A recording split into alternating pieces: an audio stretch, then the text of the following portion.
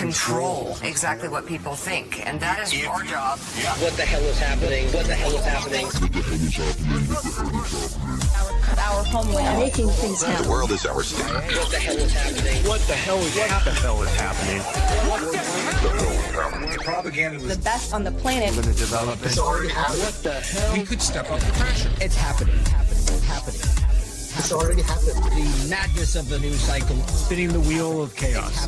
What the hell is happening?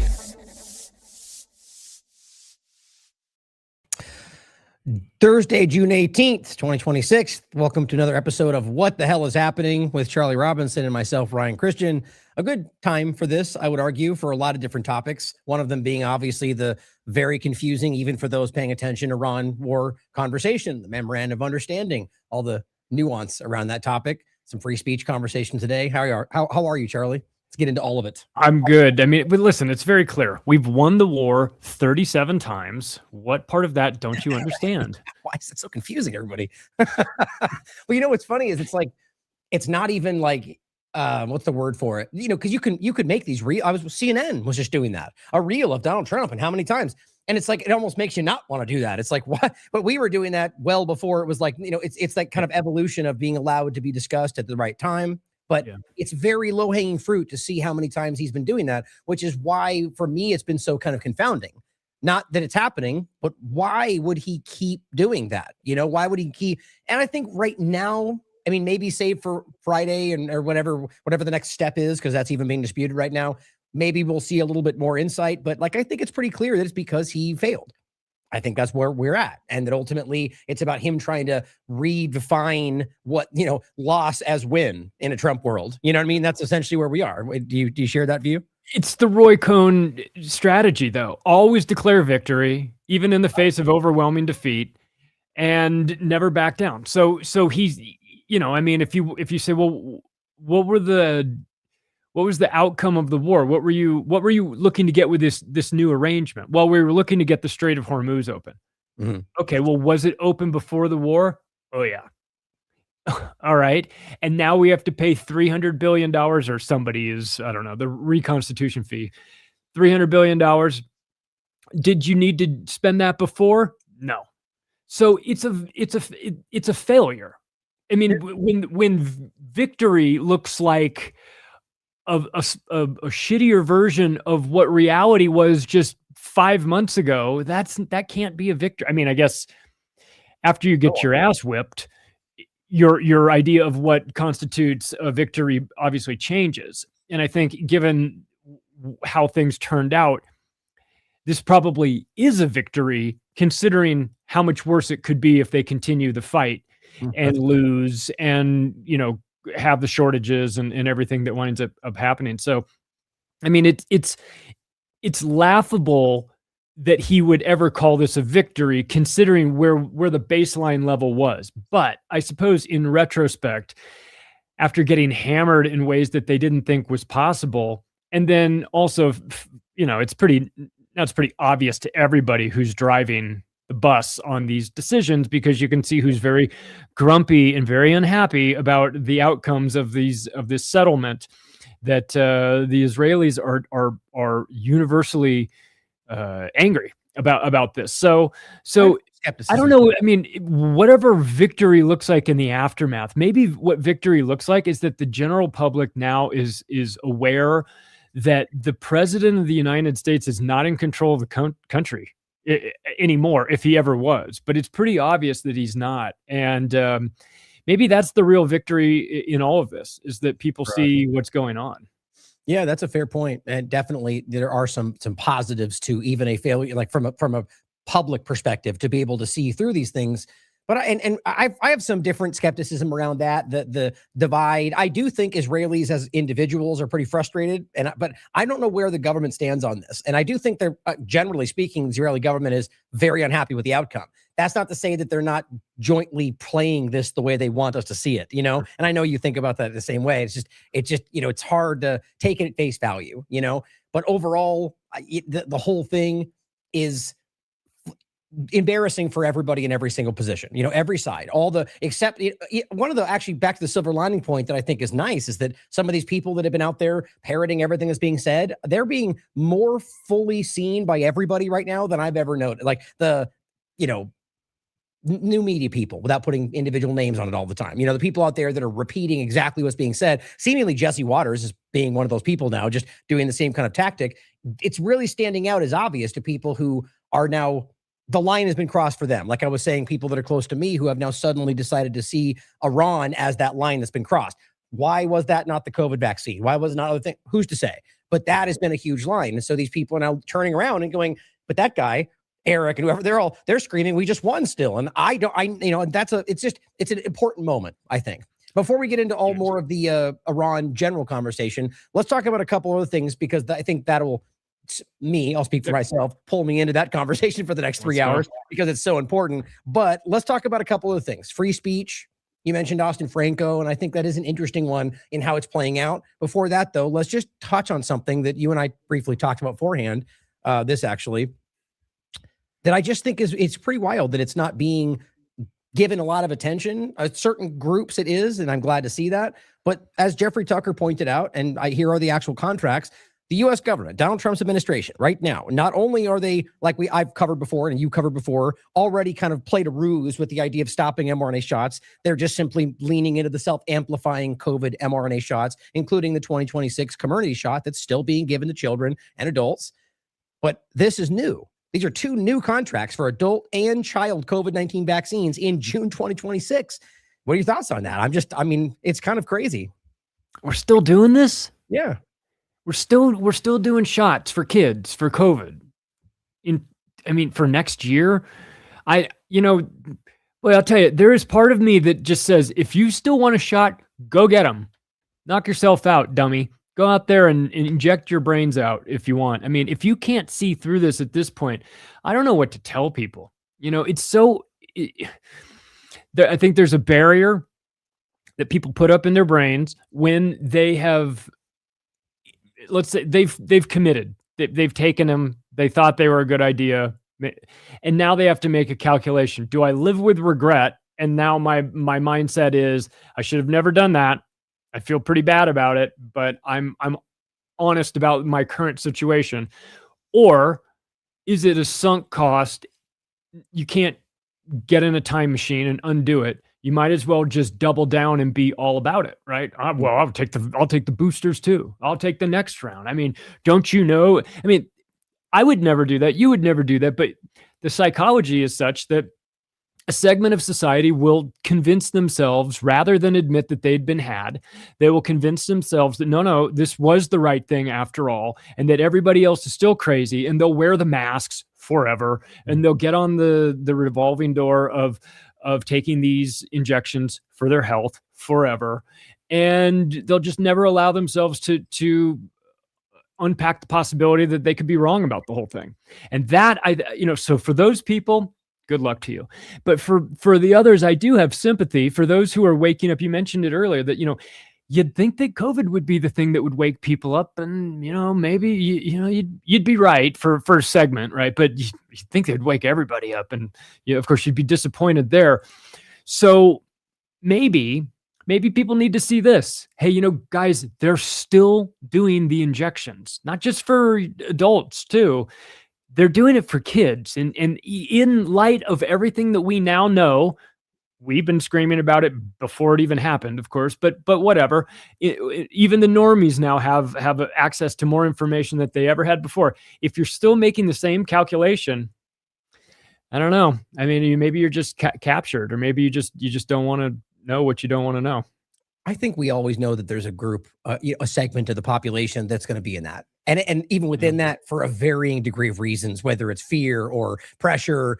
But especially today, because like during COVID, what did we see? One of the biggest things that people at least retroactively can see, that it wasn't as all encompassing as we thought. People were, like we just said, I think the largest group was pressured into doing it, and they framed them as being compliant. Is that ultimately, this is a position. I've lost my train of thought. I've been doing that so often lately. But back to the shots, the ultimate thing that, we're dealing with these shots that are still being pushed out there for children, for women. And that's what it was. It's not so much about the I don't know what degree of people are falling for it. So I don't want to assume. I do agree it's probably too many. But for me, the story is the fact that this administration that's framing themselves as fighting all these things are still doing it. That's my first point, is there's still people that are, I guess, lying to themselves. I think it's a minority that this administration, whether RFK or Trump, are still on their side. As I think Mary Talley Bowden, who's, a huge proponent of Maha, who is now clearly calling it out, is saying, you want proof that RFK is not on your side? It's right here, and that's what I think the main part is, to reach those that need to see it. But then just secondarily, that at all of government perspective, that this is still happening and that we have to fight this. I don't know how many people are still falling for it, though, because remember, at the tail end of that, we saw that even the people that have been like diehard booster takers were suddenly, what was the last uptake? It was like 20-something% among healthcare workers. Nobody's believing it anymore. So I think this is more about something different, but again, like at that larger point, why would they even do it? If they know no one's taking it, what's the point there? Do you have any thoughts on that? Is there a deeper agenda you see within it? It just seems like a bad move politically, Well, my mind always goes to the possibility that there's a deeper eugenics component to it, and that these shots may be created in the U.S. and ultimately approved for use in the U.S., but may walk out the back door and be deployed in sub-Saharan Africa, because we have a long track record of doing that. So maybe it's a payoff to Pfizer. Maybe it's not going to be. I mean, I'm trying to give them the benefit of the doubt here with some of this. I mean, like, listen, maybe you guys are just under contract and you have to fulfill it, and you're going to buy them and destroy them, which I don't think they're going to do, but maybe. I'd be open to that. But if this is just a continuation of the same program, but it's targeted for people who still didn't get the memo, or they're going to scare them the next time around. You can always scare people. Sam Tripoli described it as, we live in a haunted house. And I think about that sometimes. Like, there's always going to be another boogeyman that'll get these people to, winter's coming in a few months. and they'll dream up some new reason that they need to push them onto people, and people have short memories and they'll forget, or they'll feel pressured, or they'll have to for their jobs or something, and ultimately they'll get used. But maybe if this is some sort of tail end of the contract, it could be something that just gets made, produced, put in storage somewhere and doesn't see the light of day. That'd be the best case scenario. But still, you have to ask, why does the government feel so comfortable about doing this and making it known to the general public that they're spending all this money? I mean, for $1 billion, yeah. God knows there's a list of things you could spend $1 billion on that would be way more effective. We've done that. They clearly don't care. So it's just frustrating to see it. And of course, I think maybe even the more frustrating side of it is that we read these articles and we're not even sufficiently outraged anymore, because we've read so many of them that it just kind of piles up, and it's like, it's another BS contract. It's another Pfizer giveaway. It's another, or whatever, whoever, I don't know, Pfizer, Moderna, you insert big pharma villain here. It's just another one of these contracts when it should be the other way around. They should be paying the people for poisoning them. Why is the government paying them? It's everything about it is backwards. Isn't that the crux of the point right there? The idea that and this is the same thing with like Mark Zuckerberg being at the UFC event or anything else. Like, that's the guy that we all were told was the villain. It's like that. At this moment in time, more than any other side of this, the Republican side of the, whatever you want to call it, during COVID-19, on that, the not left-leaning side of the conversation, were screaming about how Pfizer, more than anybody, had to be held accountable. We have Brooke Jackson's lawsuit that by the way, that Trump's team is also fighting. I always forget to include that. Or fluoride or whatever. They're fighting everything that we were, so they're pushing back on that, and now they're giving Pfizer, the group that we know is involved, plenty of ways that are fraudulent. Do I need to bring up the lawsuit tracker? The billions of dollars that they've spent. And now Trump's team, and it would be no different from Biden's, let's be clear, are giving them over $1 billion to continue to do the thing. Like, you could argue COVID shots alone is a travesty. It is a challenge, is a, double cross. But to give it to Pfizer, and we could go off this all day. The point's made, but it's just like, I just hope people who need to hear this can let this be that line for them. Whether, along with the other 1,000 lines that are crossed already. But it's just sad because I think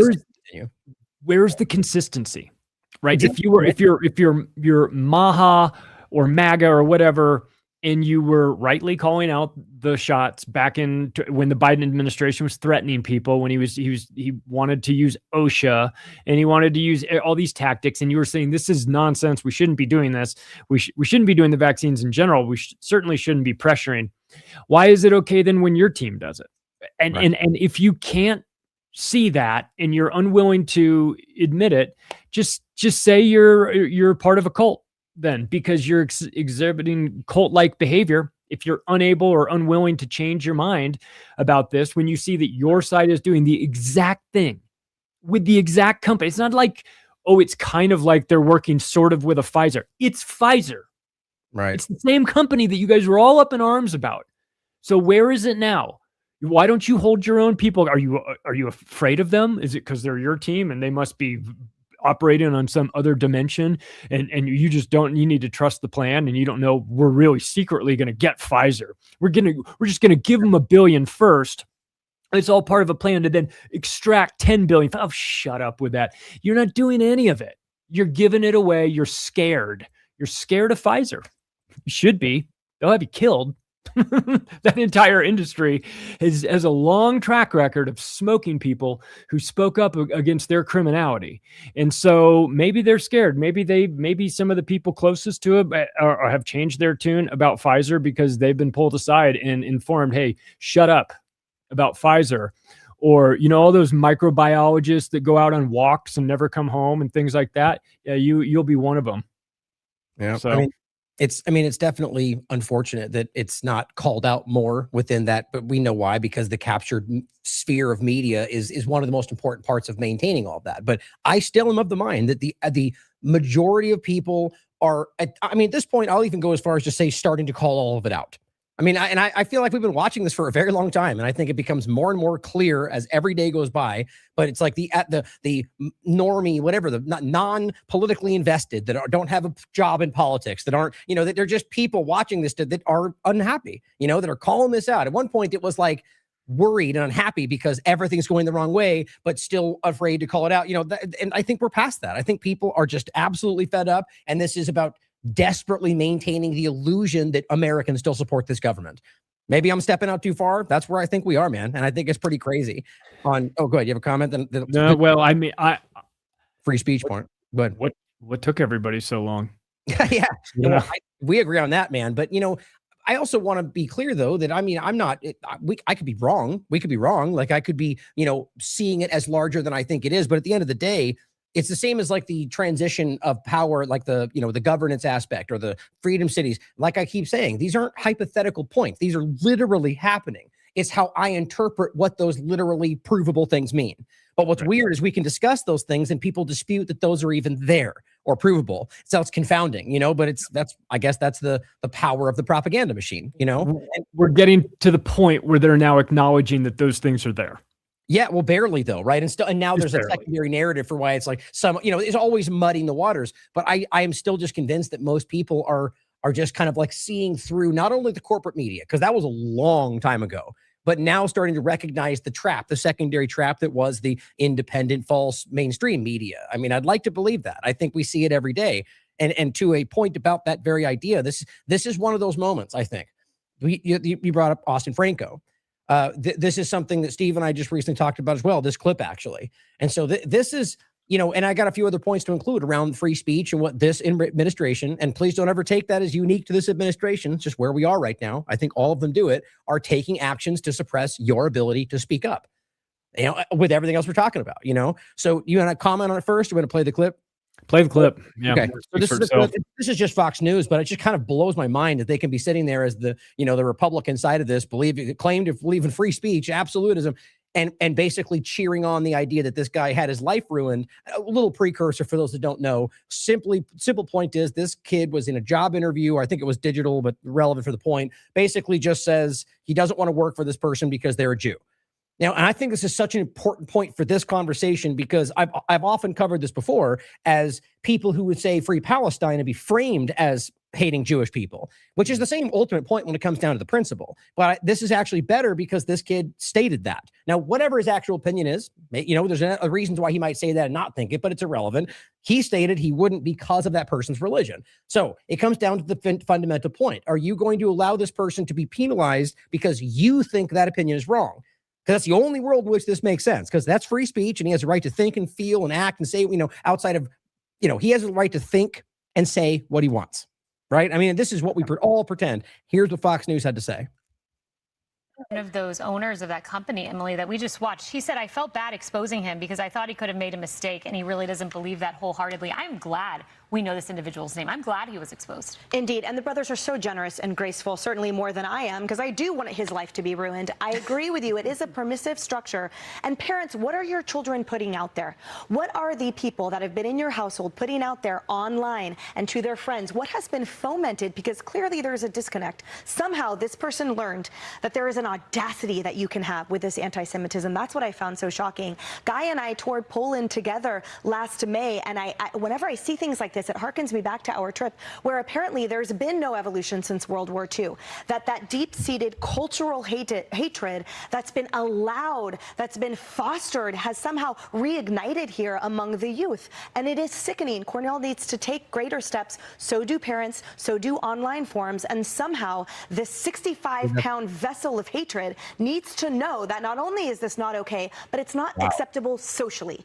Now, look, the point at the end of the day is people have a right to think what they want. You can say that person deserves to have their life ruined. It's about the actions being taken, the doxing of his name from level of people like Joe Lonsdale from Palantir, like high level people who went out of their way to, in many cases, you can clearly argue break the law by using information that should not be public or it is private and making it public because they decided he deserves to have X, Y, and Z. And it's the whole kind of sidestep of the right of F around and find out. Yes, as that job, of course they have the right to not hire somebody. I'll always stand by that. I don't care what your logic is. Your business, you can decide who you want to work there for any number of reasons. But the idea that they're trying to say that it goes beyond that this should be attacked and exposed and highlighted from a position of authority, this is fundamentally unconstitutional, right? I mean, it comes down to anyway. Go ahead. You're the one that want to talk about this.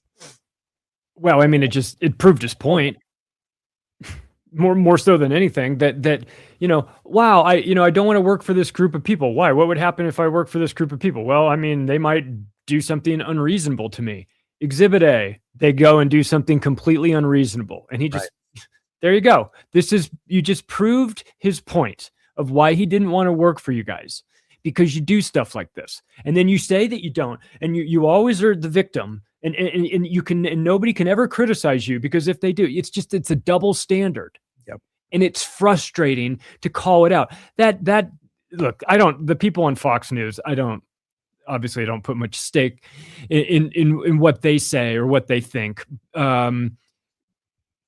She doesn't know World War II history the way she thinks she does. Mm-hmm. she actually could benefit from watching a couple podcasts about what really went down, but whatever. She's regurgitating the official narrative of what happened in Poland. But this is not a surprise. She knows who pays her bills, who writes her paychecks. She knows what she can and can't say. She's doing a dance to show everybody she's on their team. Anybody that gets on the wrong side of that team won't work in media. They just won't. So she can wear the little cross and go to bat for the other team if she wants to. But I think for the people who are now watching this, the baby boomer generation was fully indoctrinated, but with the relationship between the United States and Israel being a certain way, and the younger generation didn't bother to indoctrinate them or couldn't, but they don't see the world the same way. So they don't see these barriers as lines that they can't cross. A boomer would never say something like that, but some 22-year-old kid maybe the world's changing. Maybe also if you don't want the world to have nasty things to say about you, maybe don't slaughter tens of thousands of children and put it on TikTok and then do dances about how it's great and how you're proud of it and how it's nothing and how these people are insects and all that. So like maybe people have a different opinion about this group because of their behavior. But of course, Fox News is not going to have that conversation. They're not going to say, well, why is this guy, what radicalized him? What radicalized him? They didn't ask that question. Why? Where is all the hate in his heart coming from? Well, I'm glad you asked that, Jessica, or whoever you are. Here's a long list of what this kid's seen at Cornell for the 4 years he's been there. He's watched everybody who's from another country be treated much better than he is. He's watched his administration completely go anti-science with masks and vaccines and all of that stuff. He's watched the wheels come off the university. I'm sure that kid has a different perspective on the world than the baby boomer generation, certainly everybody at Fox News.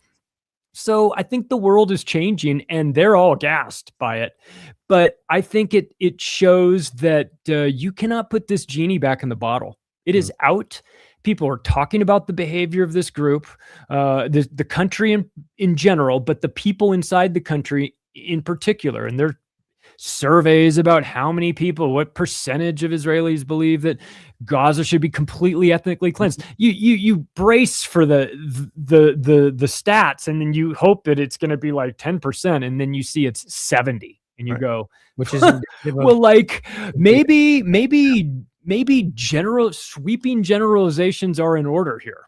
Yeah, actually, well, to be clear though, and we have to have this conversation. The idea is that that's indicative of the state of Israel, right? There are Jewish people all over the world that do not believe what Israel is doing is right. Now, that percentage we could debate all day long. I'm never going to disagree with the reality that the vast majority of people in that state, for whatever disgusting reason, decide to think that Palestinians shouldn't exist, and it's not something that should be debated. Like, Abby Martin has done documentaries that go well before October 7th, making that very, very clear. But, the point, though, is I agree with what you're saying, but I think it's important. And, whether we agree on this or not, I'm sure there's definitely room for this to be discussed. And I can always acknowledge that this is my opinion, and I could definitely be wrong. But I think it's super important to acknowledge, as always, and we've talked about this, the very large group of Orthodox Jews and others in the world, Jewish people, that do not believe that Zionism represents them. That is the thing that exists, and we all know that. And so it's important to always point out that even if it is 99% of Jewish people in the world, it's not all Jews think this. That's important. And you know what 100%. And I was in Europe the last 2 weeks on a boat trip, and one of the people in our group, a lady who I didn't know, she and her husband, we got into some pretty deep conversations, and she said, "Listen, I have to tell you, we are in a very small percentage of people. We are anti-Zionist Jews. We're very proud of being Jews, but we're anti-Zionist, and we do not like the things that have been happening in our name. You have to understand, we're hated by everybody. We're hated by our own people. We're considered to be, we've left them. The Christians don't understand us and don't trust us." And I thought, oh, interesting. And, that was a reminder again to me that there are people, obviously I say 70% or whatever the stats show, that there's another segment that's going, this is gross. We don't want this. Of course, we always know that. It's just that those numbers are less. Those numbers are more catastrophic than I wish they were. It's a smaller and smaller group that's opposed to it, and a larger and larger group that is cheerleading it. And it's not even necessarily limited to Israel. Obviously, I mean, we find it here in America. A lot of Americans are like, "Why don't we just get rid of all of them? Why don't we just bulldoze all of them?" And you're like, "Ugh."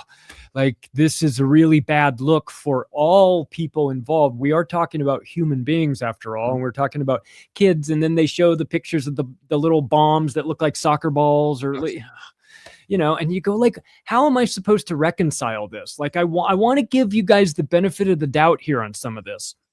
And I want to say that there's a segment of your society that is opposed to this. And I know that is true, but man, it's getting harder and harder and harder to hold that line when I keep seeing even more disgusting behavior from Ben Gvir. Again, he's saying we cannot stop destroying the houses in Lebanon. We can't stop it. We have to continue. And it's like, That's been going on since well before October 7th, right? But again, my opinion, and I think this is statistically shown, is that we're talking about Israel. Outside of that country, it's a very different conversation. Now it's debatable, right? But what I think we're talking about is the political Zionist Jewish conversation versus just people who are Jewish in the world. Now, it's a very difficult thing to be able to, have some kind of metric to show what the average Jewish person who maybe doesn't even go to temple believes one way or the other about Zionism. And the same thing with like a Christian perspective. We tend to take the political Christian right, and but there's a ton of Christians who do not believe that they align with the political version of what that is. And so it's very important to think about that. My opinion is that that's dramatically changing in the world, is that people all over when you have people who like Seth Rogen, for crying out loud, a very prominent mainstream person who previously was basically towing all the lines of all the talking points, has come out and said, I was lied my entire life about what Israel is. And, he's changed, at least recently stated over the last year, changing opinions about what those things are. It's sort of like the two-party illusion, Republican, Tucker and these people who are suddenly pulling away from it, but yet the team still wants to frame it as we all think the same thing. That's not the case right now. And so when it comes to this conversation, I think we're talking about Franco making a point about, it doesn't matter what he says. I don't want to work for insert your religion here. He should be allowed to say that. It doesn't matter about what people think about it. But what's frustrating is that I think it then becomes the use of why we need to shut this down. And Trump's team is doing that. For Terrell and the rest, he's the one that said, tell me where this guy is and we'll get him fired wherever he ends up. That's Trump's administration. That's just make sure people know that. But what's important, though, is that I personally think that people like that are being misled by the larger people in this conversation who are using that trap. We've talked about a lot, saying it's the Jews doing all of this. And then they see the people like Netanyahu and the rest telling you they are the state of the Jews and we're committing genocide. But then when they point to that, they're called racist. But that's the Zionist trap. And so whether he knows that or not, that I think it matters, but he's still allowed to say and think what he wants. But I think it's important to highlight that problem, because right now, kind of the way you were framing it before, is that the people are noticing this group. I don't think we're talking about the Jewish religion and people who are Jewish. I think we're talking about Zionism. And I think that's a very important distinction. I know half my audience doesn't agree with that, but I'll always point that out. And I think the more this goes forward, I think we're going to see that played out. My track record's solid. I think we've seen these things ahead of time in a lot of these larger conversations before it's sort of allowed to be discussed, and time will tell, Overton window is moving. It's moving. And people are starting to have conversations that they weren't having years ago. And some of them are on the edges of what's acceptable, but that's how change happens. But again, it's like, I think people who say, boy, you're going really hard on this group. I mean, and like you've never had before. I say, well, I wrote about this group in 2017 in my first book. I mean, you have to, if you're going to write about control structures, I have to write about them. Why am I going hard in the paint all of a sudden now? Because they're murdering children at a factory scale. And that puts that has, shifted them up to the top of the pecking order in terms of groups that I would focus on because of what's going on. When they stop the murdering of all the children, then maybe I'll focus on something else. When you're saying that, are you talking about the Jewish religion? Or are you talking about Zionism? Or I'm talking about the crimes of the Israeli government, the IDF, the hiding of it by the American Zionist media, like the pretending like it doesn't happen, and the suppression of it on social media and all of that, all of that. The religion is like a convenient shield that's dragged out from time to time and used when you get a little too close to the truth. It's, you're attacking the religion part. It's like, but it's there though. To your point, it is there, and it is a part of this. There's very prominent Jewish people who are very Jewish, who very much support this agenda. I just always think that's an important, that there's, I think my opinion is it's the Zionist political agenda that is causing that to be what's happening. But again, that's my opinion. You can't, right now you can point to the leading Israeli human rights group, B'Tselem, who is literally calling it a what's the term they use? Something of a Jewish supremacy, something. I'll actually bring it up while you're talking. But it's important to see that that's the Israeli human rights group who is making the point that Jewish supremacy is definitely a part of that conversation. So they can't be decoupled. We've talked about it plenty of times. Yeah, I find it important every time. And I think that people, the average person out there is still maybe a little unsure of what Zionism is. Right. That it sounds like you're attacking somebody's religion because you think that that's, it's connected to Jews in somehow, some way, but it's political Zionism, as Joe Biden says. You don't have to be Jewish to be a Zionist. I'm a Zionist and I'm proud of it. So it's not necessarily religion specific, though. Definitely skews heavily one way, but it's an idea. It's a supremacist ideology, and the people like the Joe Bidens and Donald Trumps of the world who aren't Jews but are part of this whole Zionist group. I believe that they think that they're part of the group, but I think right. Exactly.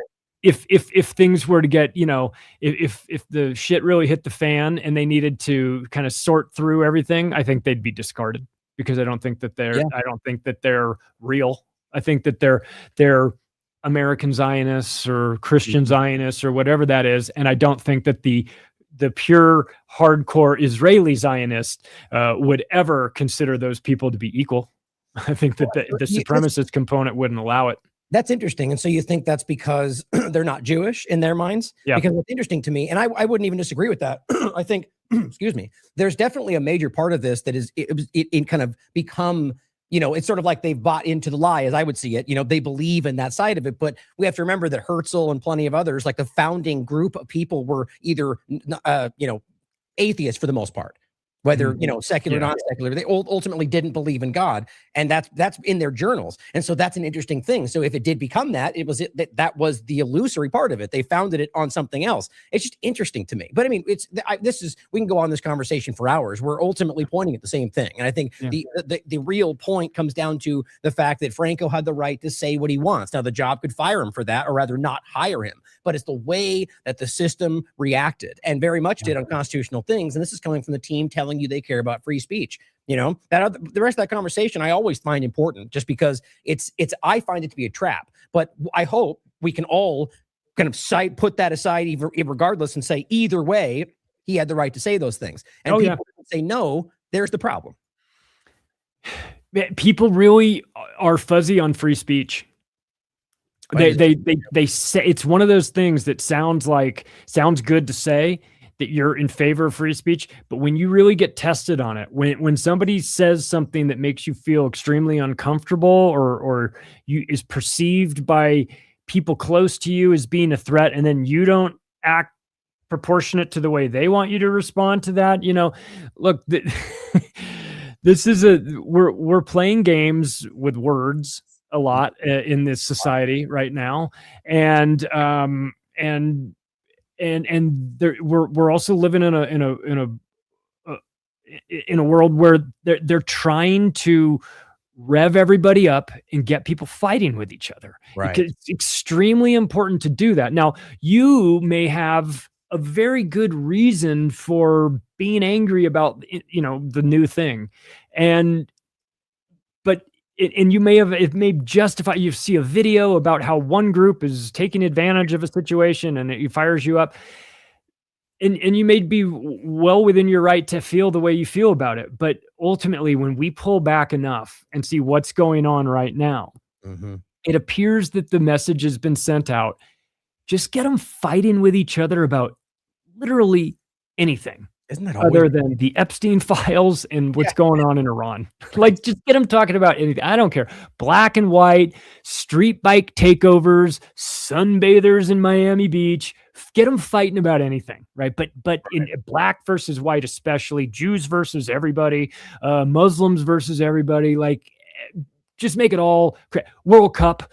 Bring the World Cup people in. Treat half of them great, treat half of them poorly, get them fighting, love the Scots, treat the Iranians like garbage, and you just get everybody kind of churned up and busy with nonsense. And that is kind of where we are in some respects. And it's definitely working. It's the old red ant, black ant jar analogy. You know what I mean? Like it's clearly there, the hand shaking everything. And it's, these aren't meaningless points. Like that's why they pick those points, because you care about them. But just see how clear it is that they're using things that you care about to get you fighting your neighbor, and as opposed to the person who's actually keeping those things from you, as I would see it anyway. Data centers are important to talk about for sure, but also for every minute you're talking about data centers, there's another minute you're not talking about what's going on in the Middle East. You're not focusing on the COVID situations. You're not reading the article about Pfizer getting the $1 billion contract. I mean, you're focusing on something else, anything else other than the real big issues that are happening right now that we can't seem to sort out. So, on that though, before we move on, that's actually interesting. So, because this is an important kind of like, I for one have been, I'm going to. I mean, we've talked about data centers and AI and stuff a million times, but I want to do another segment on kind of the update of where they are. But I sense from that you feel like maybe there's a little bit of a head fake in that. Is that what I was sensing in that? Well, no, I actually do think data center, that might have been the wrong topic to bring up, because I do think data centers are important, and I do think we should talk about them. It might find something else that's a little bit more trivial, just that we're discussing. No, I think data centers are actually quite worthy of discussion, and have had.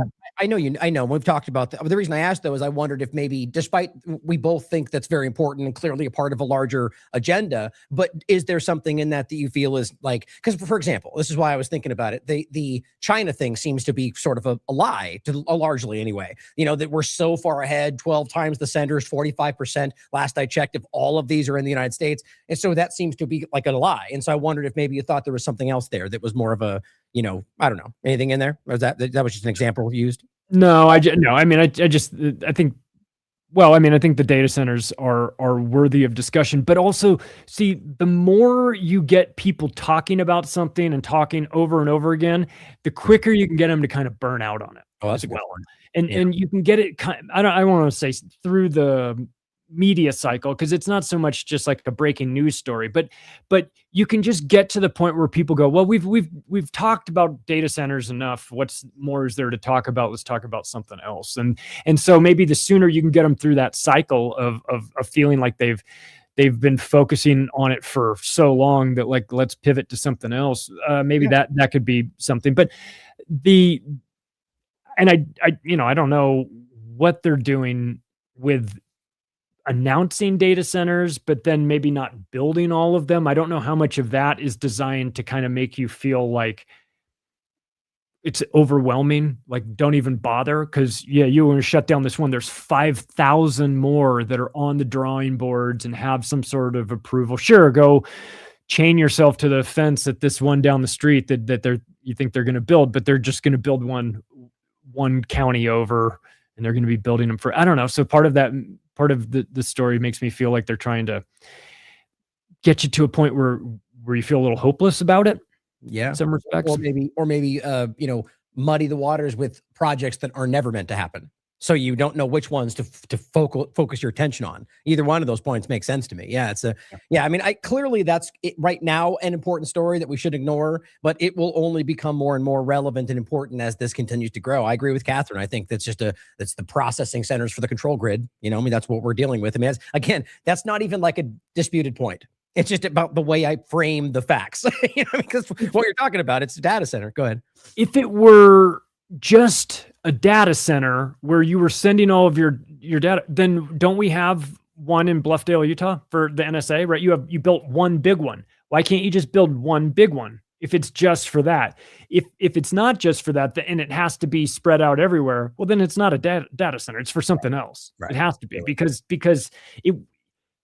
the math wouldn't, you'd just build one big one or a couple medium-sized ones, but you wouldn't build 5,000 small ones if it was actually for that. There has to be some other explanation. Yeah. Well, I mean, it's I think it's clearly what we're talking about, that this is you're talking about real-time data processing to a degree that we've never even fathomed before, like an entire society. That's what that's for, guys. I mean, it's like this, and if you dig into this, that's not even disputed. It's just about framing it as, whatever it always ends up being, that, we'll be able to, predict the weather better or whatever dumb thing they want to feed you, it's like, cool, right. Convenience. But in New York City, when the guys were trying to front run trades on Wall Street, and they wanted to put their servers as close to the data center as possible so that they could get the information like a millisecond before somebody else. So I think there might be some kind of benefit in their minds. There must be some sort of benefit to it being close in proximity to people. That's wild. Well, think about it. That makes sense, because if we're talking about AI, whether we're talking about something beyond what we're dealing with now or not, it's about the, doing things to a degree that we've never, humans couldn't do. And so that millisecond will probably mean money. Clearly, if you're talking about millisecond transactions happening with everything, like that's pretty crazy, And so none of these things, I think, are taking into account the effects it has on people around them, on the communities around them, clearly, And that's why you look at the bigger plan, whether left or right, it always ends up driving you into population centers, and and it just be data centers as far as the eye can see is how these people envision the world. But the one unique component of it that I find interesting is that usually when it comes to some new device situation like this, you have people that are for it and people who are against it. Who is really for the data centers? That's what I don't, it's not, and normally it's kind of, it might not be 50-50, but there's certainly a group that's for it and there's certainly a group that's against it. And now it doesn't feel like there's any group for it. I don't know how you could be, you see the city councils doing the votes and then running out the back door. Right. Clearly the people aren't happy about this. Somebody's being paid off. Somebody's being incentivized to make this happen. But in one respect makes it a little bit more unique, is that I don't know how if somebody who would say, I am a big supporter of data centers, I would be interested to know, great, what is it about them that you like? That's the benefit. Right. Because I can't think of anything. Well, I jokingly said, because they probably own stock or something, it's like, right. Besides that, but okay, there's a data center. Why? So we've got one in my community, let's say. What does that do for the community? Oh, well, you get your energy at 1/10 of the price. If it was something like that, I'd be like, oh, okay, well but that's not it. You probably pay more. Again, what is it that I get from it? And the answer is you get nothing. There is nothing. So I don't know who could even possibly be supporting it outside of people who have a ownership stake in it. So it makes it very astroturfy to me that there's even two sides to it. It feels like there should only be one side. Like, we don't want these, period, end of story, get them out. But it's not happening that way. Yeah, this is important to see. I think this speaks to the same kind of illusion that I'm highlighting. That so you have self-interest is what you're kind of touching on there, and that's what I keep highlighting in the larger two-party illusion thing. I think is breaking down is that people will fight. That's one of the most reliable things you're going to see in any of these conversations. People will largely act in what their self-interest is. And there's varying degrees of why that doesn't happen, social engineering and lies, whatever else, team sport politics, but that's the minority in my opinion, right? So I think what you're highlighting is that you have a thing that's in the interest of the power structure, and then people that gravitate around that power structure, right? And that's a minority of the larger conversation, the people with investments and the people that build them, the people that will be involved in the surveillance companies, the people that politically benefit from whatever Trump does that day. Like, that's always there. But the majority of people, like you're highlighting, either fall into that because they want to choose a side or whatever. But when it comes down to it, the majority are like, well, there's no benefit to me. That steals from my community. And then of course you got a political side that'll just be against it for no reason. So I think you can pretty easily, just by basic deductive logic, see that most people are not in agreement with that right now anyway. And so what I think it shows you is that this is the illusion, whereas the team sells you on what we all think, what all Republicans want, only Democrats hate it. And the truth is, it's just not even close to the reality. And I think Republicans right now, just like I think Democrats during COVID, are starting to see that very illusion. I think that's a very positive thing. But that's a good point to see it in, good. Do Republicans support data centers? Not that I can see, because here's what's interesting is you've got Republicans largely pushing back on what, let's just say before right now, what they would have perceived as the Great Reset, right? That was the larger pushback. There's a grouping, I think, of people that will side with whatever Trump says or whatever the team sport politics is pushing. But that's my point, is that if you're out there supporting this, like you're highlighting it, just a podcaster, why? Outside of whatever Trump says, there's no real benefit. What are you going to make money? No. Is it going to sell you? You're right. There's no real outcome there. I think that's very obvious, but again, we'll see as we go forward, month from now, we'll be able to see. You might expect then the left would support it, right? Because if the right doesn't, if the right is saying, no, we don't like this, then the left has to support, but then the left isn't really supporting it either. Exactly.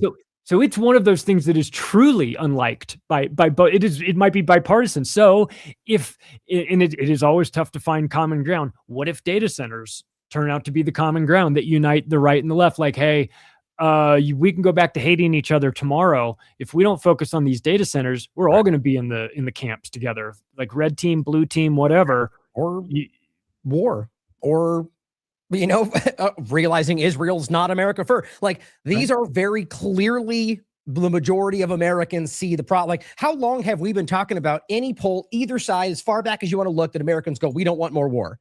A long time, it's like, and so this is what I'm trying to highlight, is that this, it fluctuates based on category, for sure, where there's a little bit more support. But if you generally look at all this stuff, I think it's pretty consistently clear that the majority of Americans are not agreeing with almost, most of the large agendas coming from the two-party illusion.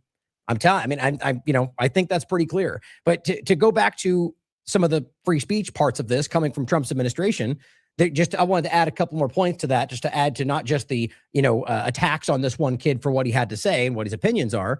You have things like this. This is Rick Scott, and I'll play the clip first. And this is Glenn Greenwald saying Florida senator from a Republican Party demanding a musician's concert be canceled because people might dislike what his opinions are. Stand up and vocally reject the hate that Kanye West pushes. If we don't stop this concert, we're telling everyone that anti-Semitism is okay. There it is. No, it's not okay.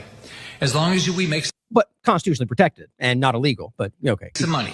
And somebody said that to me. Oh, if they cancel, they'll lose money. So what? You made the bad decision. Fix your bad decision. This puts an even greater target on our Jewish community, more than anything Kanye West could say or do himself. If they allow this, then what's the next event? Because of him present. It's not named the anti-Jew concert. It's like, this is because he's present. That's it. You are now personified anti-Semitism. That's just insane to me. And if they're not held accountable, if you're Jewish in this city, in this state, how do you feel? You feel like a second-class citizen, that people don't give a damn. Wow. We have a clear moral duty to reject hate at every level. What are your thoughts? Reminder that Rick Scott stole several $100 million from a healthcare company on his way out.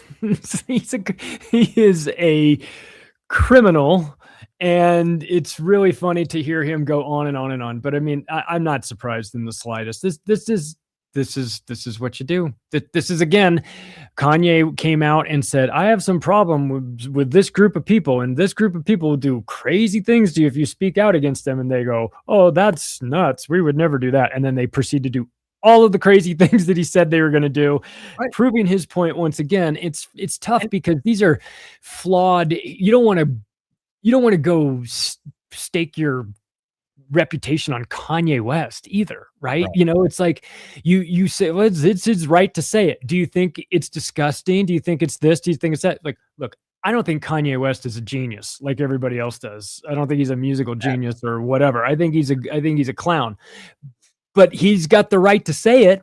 And you guys behaving as in a response to it like this, when I say you guys, the government, well, the Zionist component of the government, whatever, like you name it, like whoever set up the press conference, the guy working the camera, all of them. This idea, it's like it's such a one-sided street, because if the same thing were done and it were Palestinians, they'd be up in arms. It would be the exact opposite. So you get a chance to see the inconsistencies, the immorality of a guy like Rick Scott, who's in no position to lecture you on morality at all. And obviously, this should be obvious by the fact that he's in Congress. But beyond that, his path towards getting to Congress is dark as well, which makes him perfect for it. Soulless, empty vessel who will go out there and say whatever needs to be said by his masters. So I'm not surprised. It's happening more and more frequently. I don't think this is a good tactic. I don't think this is a smart tactic to do. I think that this winds up creating more, because the Streisand effect, where people start asking questions about, well, what is this? Boy, I mean, Kanye West, Kanye West is saying some crazy things. He's always been saying crazy things. Didn't you listen to his albums? But now the response to Kanye West, this is even crazier. Let me examine this. And so now you've got a whole new batch of people who would have never even been down this path in the first place, who are Kanye West fans, who are now starting to ask questions. why is everybody so angry at Kanye? And then they start to dig in. They go, I'm starting to see things. So, I'm not trying to give them ideas on how to run this situation better, but if you don't want the world to examine what's going on, maybe don't make big deals out of things that aren't a big deal, because you become the boy who cried wolf, and you get to a point where everyone just goes, oh, yawn. Here comes everybody's an anti-Semite again, right? Are we going to get the lecture? We get this every year from Rick Scott. Like, we're done. We're tuning it out. So they're not doing themselves any favors by harping on situations that are non-situations.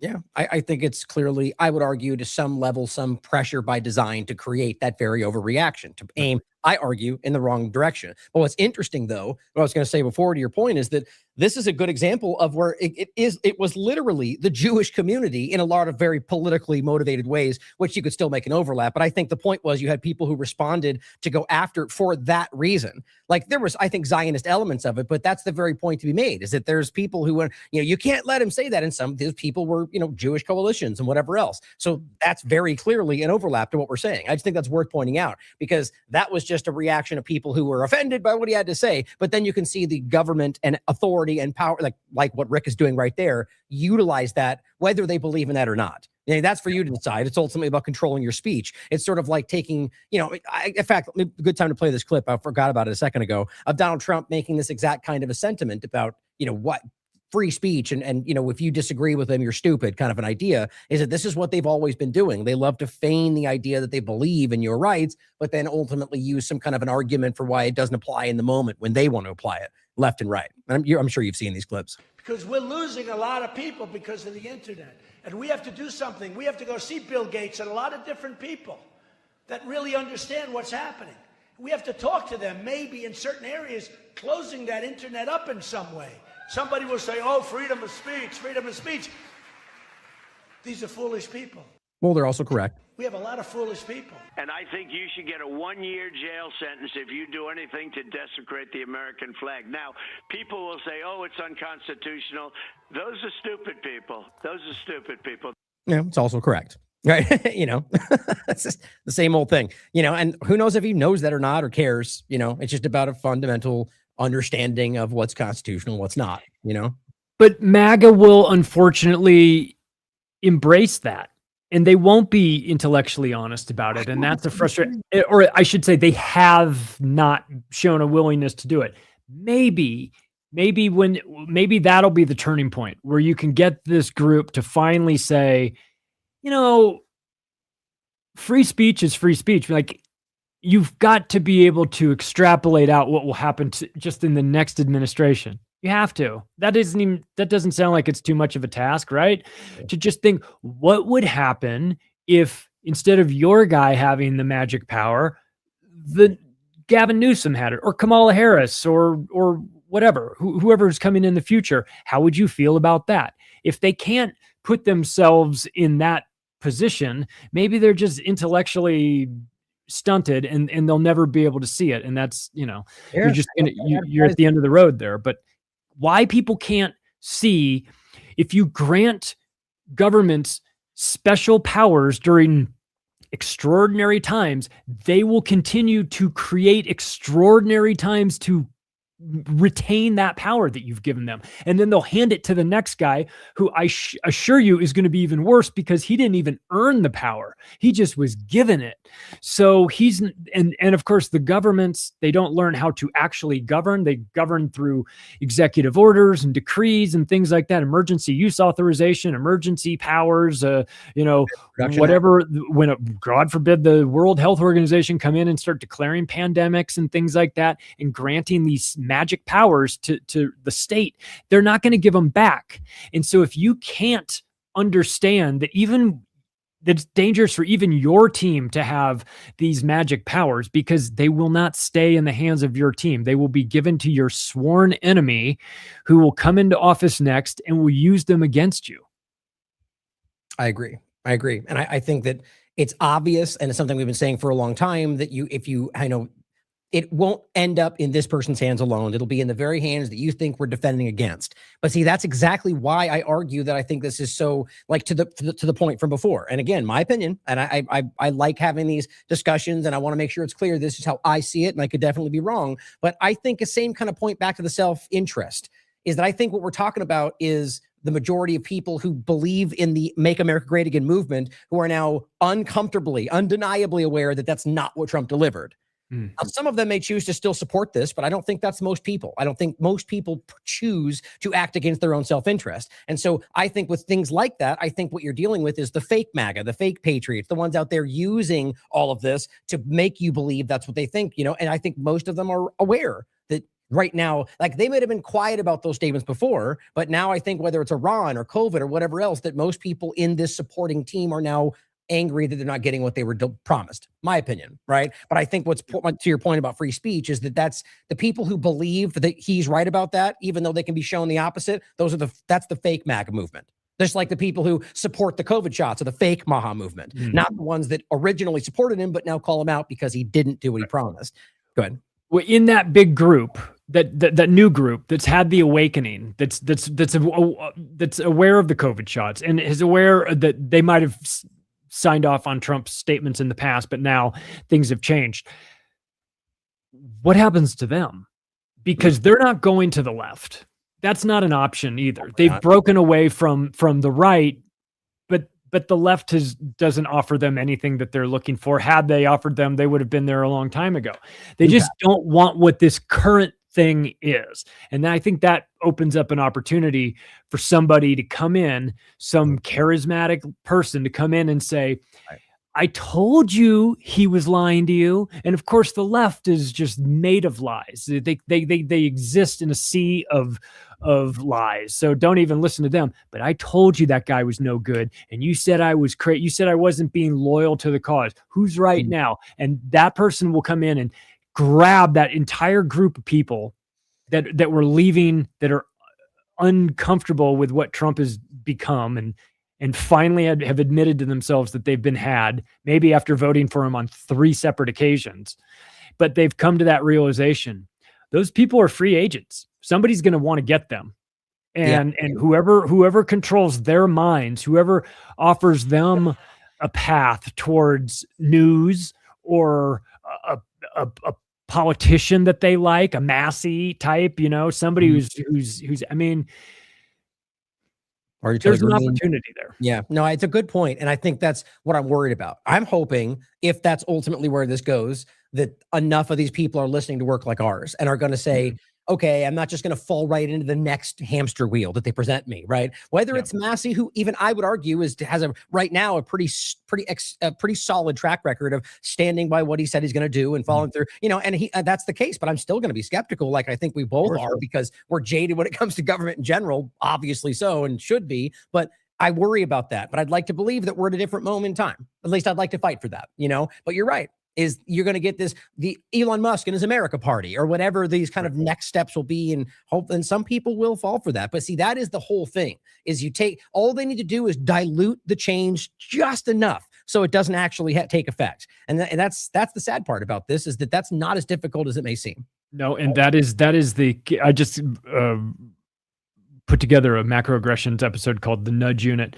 That's when it comes to these psychological campaigns, the perception that some people have is, oh, well, if the government was working on my brain, I'd know, because I used to feel, I feel this way and now I feel totally different. No. That's not what they do at all. They just move you just 2 degrees off of your original course. That over time, that's enough to take you far, far away from the true mission, right? It's just enough to bump you out so that you believe one incorrect statement in a paragraph of trueness. You believe one part that's incorrect, and that is all it takes to screw your entire worldview up. This is the direction they're coming with the nudge units. They did it with COVID. They're doing it now, not just limited to the UK, but it's also happening in the US, but on immigration, to get you to feel a certain way. All these the situation in Ireland, the situation with the Nowak kid in the UK, all of these have the fingerprints of this new nudge unit on it. So again, they're managing your belief systems. But for people who are expecting that to look like, them grabbing your head and turning it, it's not like that. That doesn't work. It has to be more subtle. It has to just bump you a little bit off of what you believe right now. And if they can do it that way, then you don't even know you've been manipulated, and it becomes your own ideas and your own thoughts. And so you're not deprogramming yourself. It's just who you are now. And that becomes almost impossible to deal with. Yeah, that's the key is, if you know you're being changed, then obviously that's not going to have the same effect. If you believe you're making those choices, you'll fight for those things. Yeah, you will. Exactly the point. Yeah. Well, here's a few more things I want to include on this, and I'll play a video that I think is pretty alarming, and then we can get into, the Iran discussion. But I just thought on this note, before we get into Iran, of course, things like this, I just point out is the woke right discussion, Loomer and people like clutching their pearls at the Iranian team and others, by the way, doing the Shooter McGavin to the crowd. And look, let's just even say their intention was to pretend to shoot. The insane reality or, the fact that we could be at a point where the free speech team is screaming about how you can't let them be in the country because they did that. I just think it's worth noting. And I think that's, and then of course, here's an example of a different guy doing it, but that's okay, because he's not Iranian or whatever. If you want to comment, go ahead. I'm going to jump to the next video. No, keep going. That's fine. Okay. This one I'll just read real quick. And this is just Patriot Voice pointed this out. And this is, I should have pointed this a second ago. He said, just so everyone's aware, at the present time in America, if you want to set up a protest against a data center construction in your town and call your local representative while doing so, that is now an arrestable offense. It doesn't matter. It doesn't matter what you actually say on social media. It is apparently up to the state DA and local police. Arrested without a warrant or probable cause because they don't like what you said online and twisted it into it is a threat. We've already Bassler's been doing great work, Jason Bassler, on this, pointing out, what they called them, the deflock group. They called them terrorists because they're highlighting where the flock cameras are. If you protest your enslavement by the technocratic NWO, and especially if you get others to join you, you will be treated like a criminal. And this is a video of them coming to this person's house and discussing it. And here's a clip I want to play. Big Brother is buying your life without a warrant. And this speaks to the loophole that I think we both discussed of, they're not allowed, like they would stop them anyway, to directly surveil and spy. And again, I know they do that, but this is a way to scoop up data using FISA and other aspects through social media, scooping up all of your data, which is how this is, I think, is designed. So let me play this and then we can talk about it. Those memes about your personal FBI agent reacting to everything you do on the internet, because of ChatGPT, that's about to be real. You can't have personal FBI agents in real life because the FBI can't hire enough people to spy on every American. But AI changes all that. AI can replace human workers, so you could have enough AI to monitor everyone at the same time. And that might sound like a conspiracy theory, but the government is taking the first steps to do it right now. In March, the New York Times reported that the Pentagon was pressuring AI companies to provide AI specifically to monitor bulk data about Americans. Anthropic, the makers of Claude, refused, but ChatGPT swooped in and immediately took the deal. In just a few years, experts warn that every person could have an AI babysitter that monitors all your information in real time. So that's all your texts, all your phone calls, all your health apps, your location, your heartbeat. If you ever attend No Kings protests, they recognize your face and put you on a list. If you text your mom that you're upset about ICE, they put you on a list. Or you go to a trucker convoy and protest the government. You go to a list, right? Left and right is always the point. If your mood changes during a Trump speech, they put you on a list. There won't be a way to opt out. You won't escape by having a VPN or not having a phone. The only way to stop this is to take collective action to stop AI babysitters from ever coming online in the first place. Now, we're regardless of their suggested direction of choice, and I'll include the clip. You guys can watch it for yourself. It's obviously an interesting and obvious problem, right? I mean, like I've talked about the digital twins. I've talked about a lot of that. I'm surprised I didn't even think about this kind of, I mean, I almost don't even think it'll be that specific, but it'll be more of like a one AI for a group or an area or something, but it's the same kind of point, right? It's like this focalized, like, it's just, I don't know why that wouldn't be happening right now. You have any thoughts on that? It's funny how you could tell just by the look of the lady that she was going to be on the left, and so all the problems, the examples that she gave were leftist problems. You feel this way about a Trump speech, or you go to a No Kings rally. So it tells me that the messaging has to be different for the groups. You've got to have a right-leaning AI data center video rant about how it's going to do this and this, and those would be different. Or that she's trapped, right? Like that she is lost. Like, so that's how I would read it, is that she sees the problem just like we do, but doesn't see it in the right. Like, so she thinks it's the only, it's like, she probably sees that as Trump and his team against them, as opposed to what I think it is just Americans who are seeing it left and right doing it. So she's still trapped in two-party illusion. Whichever side we're talking about it, whether it was the COVID thing or anything, is that the point is that they see the problem, but be aware that they still may pull short when it comes, like hypothetically, this goes another direction and suddenly they're going to start pulling punches for their team when it matters. That's the thing we point out about the team sport media, is that's what they do. Doesn't mean though that the point is wrong, that the problem is wrong, because she's right. Right. You're just kind of weaponizing their frustration a little differently by pointing out to her all the ways it will impact the left, and you'd want to do to the people on the right, you'd point it out there. But then the problem with that is ultimately they would still have the blind spot that it's happening to both sides. Exactly. And that's what you'd want them to figure out. But if you were being strategic about it, you might say, first things first. First, let's just get them mad and understanding it about the things that matter to them. The leftist cause, no Kings rallies, or the way Trump makes your blood boil. They're going to know that. So we'll get that. And then maybe the second batch of information will be, by the way, they're doing it to both sides, and appeal to them at that point, if you even could, or if it would matter. But it's funny. We see this as a problem that does not even need to be right versus left. To me, it's not right versus left, but you see how they internalize it. Like you said, in her mind, it's most definitely the Trump team and his band of goons targeting them specifically so that they can't go to No Kings. It hasn't crossed her mind that the Biden administration would do the exact same things to the Trump rallies. And maybe it wouldn't even be viewed as a problem in her mind of that. It would somehow be, well, yeah, we have this technology, but at least it's in the hands of the good guys. But that's how she'd sleep at night. And I agree, but even to broaden it out, that Biden's administration would do to her for any number of reasons, because of the same point, is like, that's where they might miss that larger picture, is that it's not Trump's team aiming at her because of her personal political beliefs. That's how each side seems to be seeing this. And I'm sure there's some level of that, but it's such an obvious larger point that we're always highlighting about just simply whatever the current focal point is, being able to control the way we think about it. And censoring us if we disagree about whether it's Israel or Iran's foreign policy, or, whatever massive change is happening within this country. But, and on the same note, that's probably why a lot of people out there will choose to ignore that video because of that. But what's interesting to think about is that you could point to the No Kings rally and show that there was tons of Republicans, or rather people that weren't politically oriented on one side or the other of the two-party illusion, that went to those protests, or the many examples of, you can go down the list of things just like that and recognize that it's not, like I would say it like this. I think there's Republicans right now that are so and speaking out about it, who are outraged about a lot of the things Trump is doing, who are probably more angry about Trump than what some of the Democrats are saying about what Trump is doing, because they feel like they were turned on. They were, it's a higher level of frustration when you are been tricked by him in the first place. Yes. But anyway, I'm glad that it's being pointed to, but think about what she said though. The focal point of the AI to sort of personalize their surveillance of the individual, and how that overlaps with the digital twin point and the surveillance and the predictive programming and pre-crime. I think it's happening now. I really do.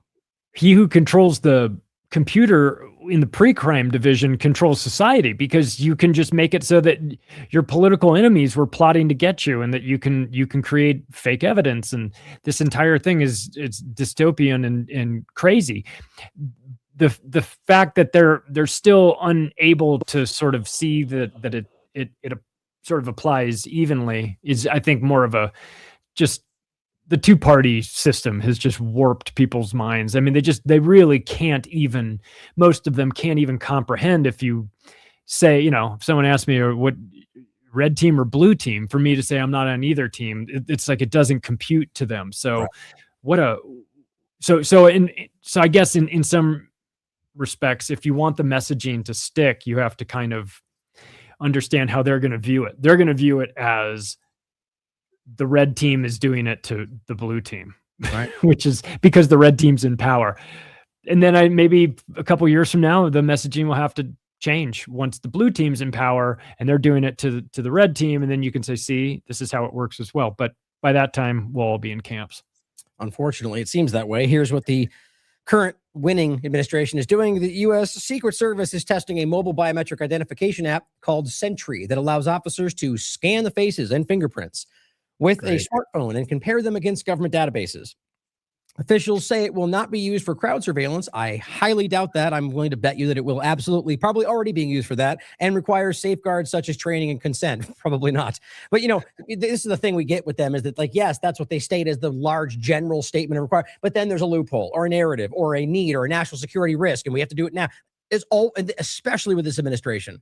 But civil liberty groups are raising questions about oversight, transparency, and the expansion of facial recognition into day-to-day federal policing. Guys, it's already happening. Here's the article. I hope people check it out. I mean, this is where we're going. And if you think it's unique to Biden or Trump, left and right, you're not paying attention. No, and you have to fight for your rights when you go through TSA. I had to do it on the way to and from Europe where they want to scan your picture every time. I'm opting out. Yep. I tell them I'm opting out. The guy tells me, you got to tell me earlier.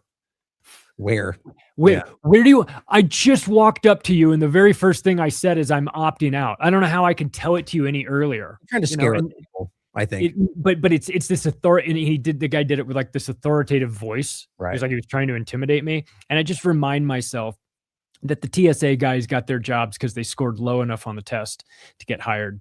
And they can debate me on that if they'd like, but I'll send them a copy of my first book where I pointed out that it's like golf, low score wins when it comes to hiring those guys. You want to hire people that have no other options. So those of you who work at the TSA and are hearing this, I'm sorry, but that's just the way it is. Oh, they know. They're very aware. Yeah, they got the test results. They know.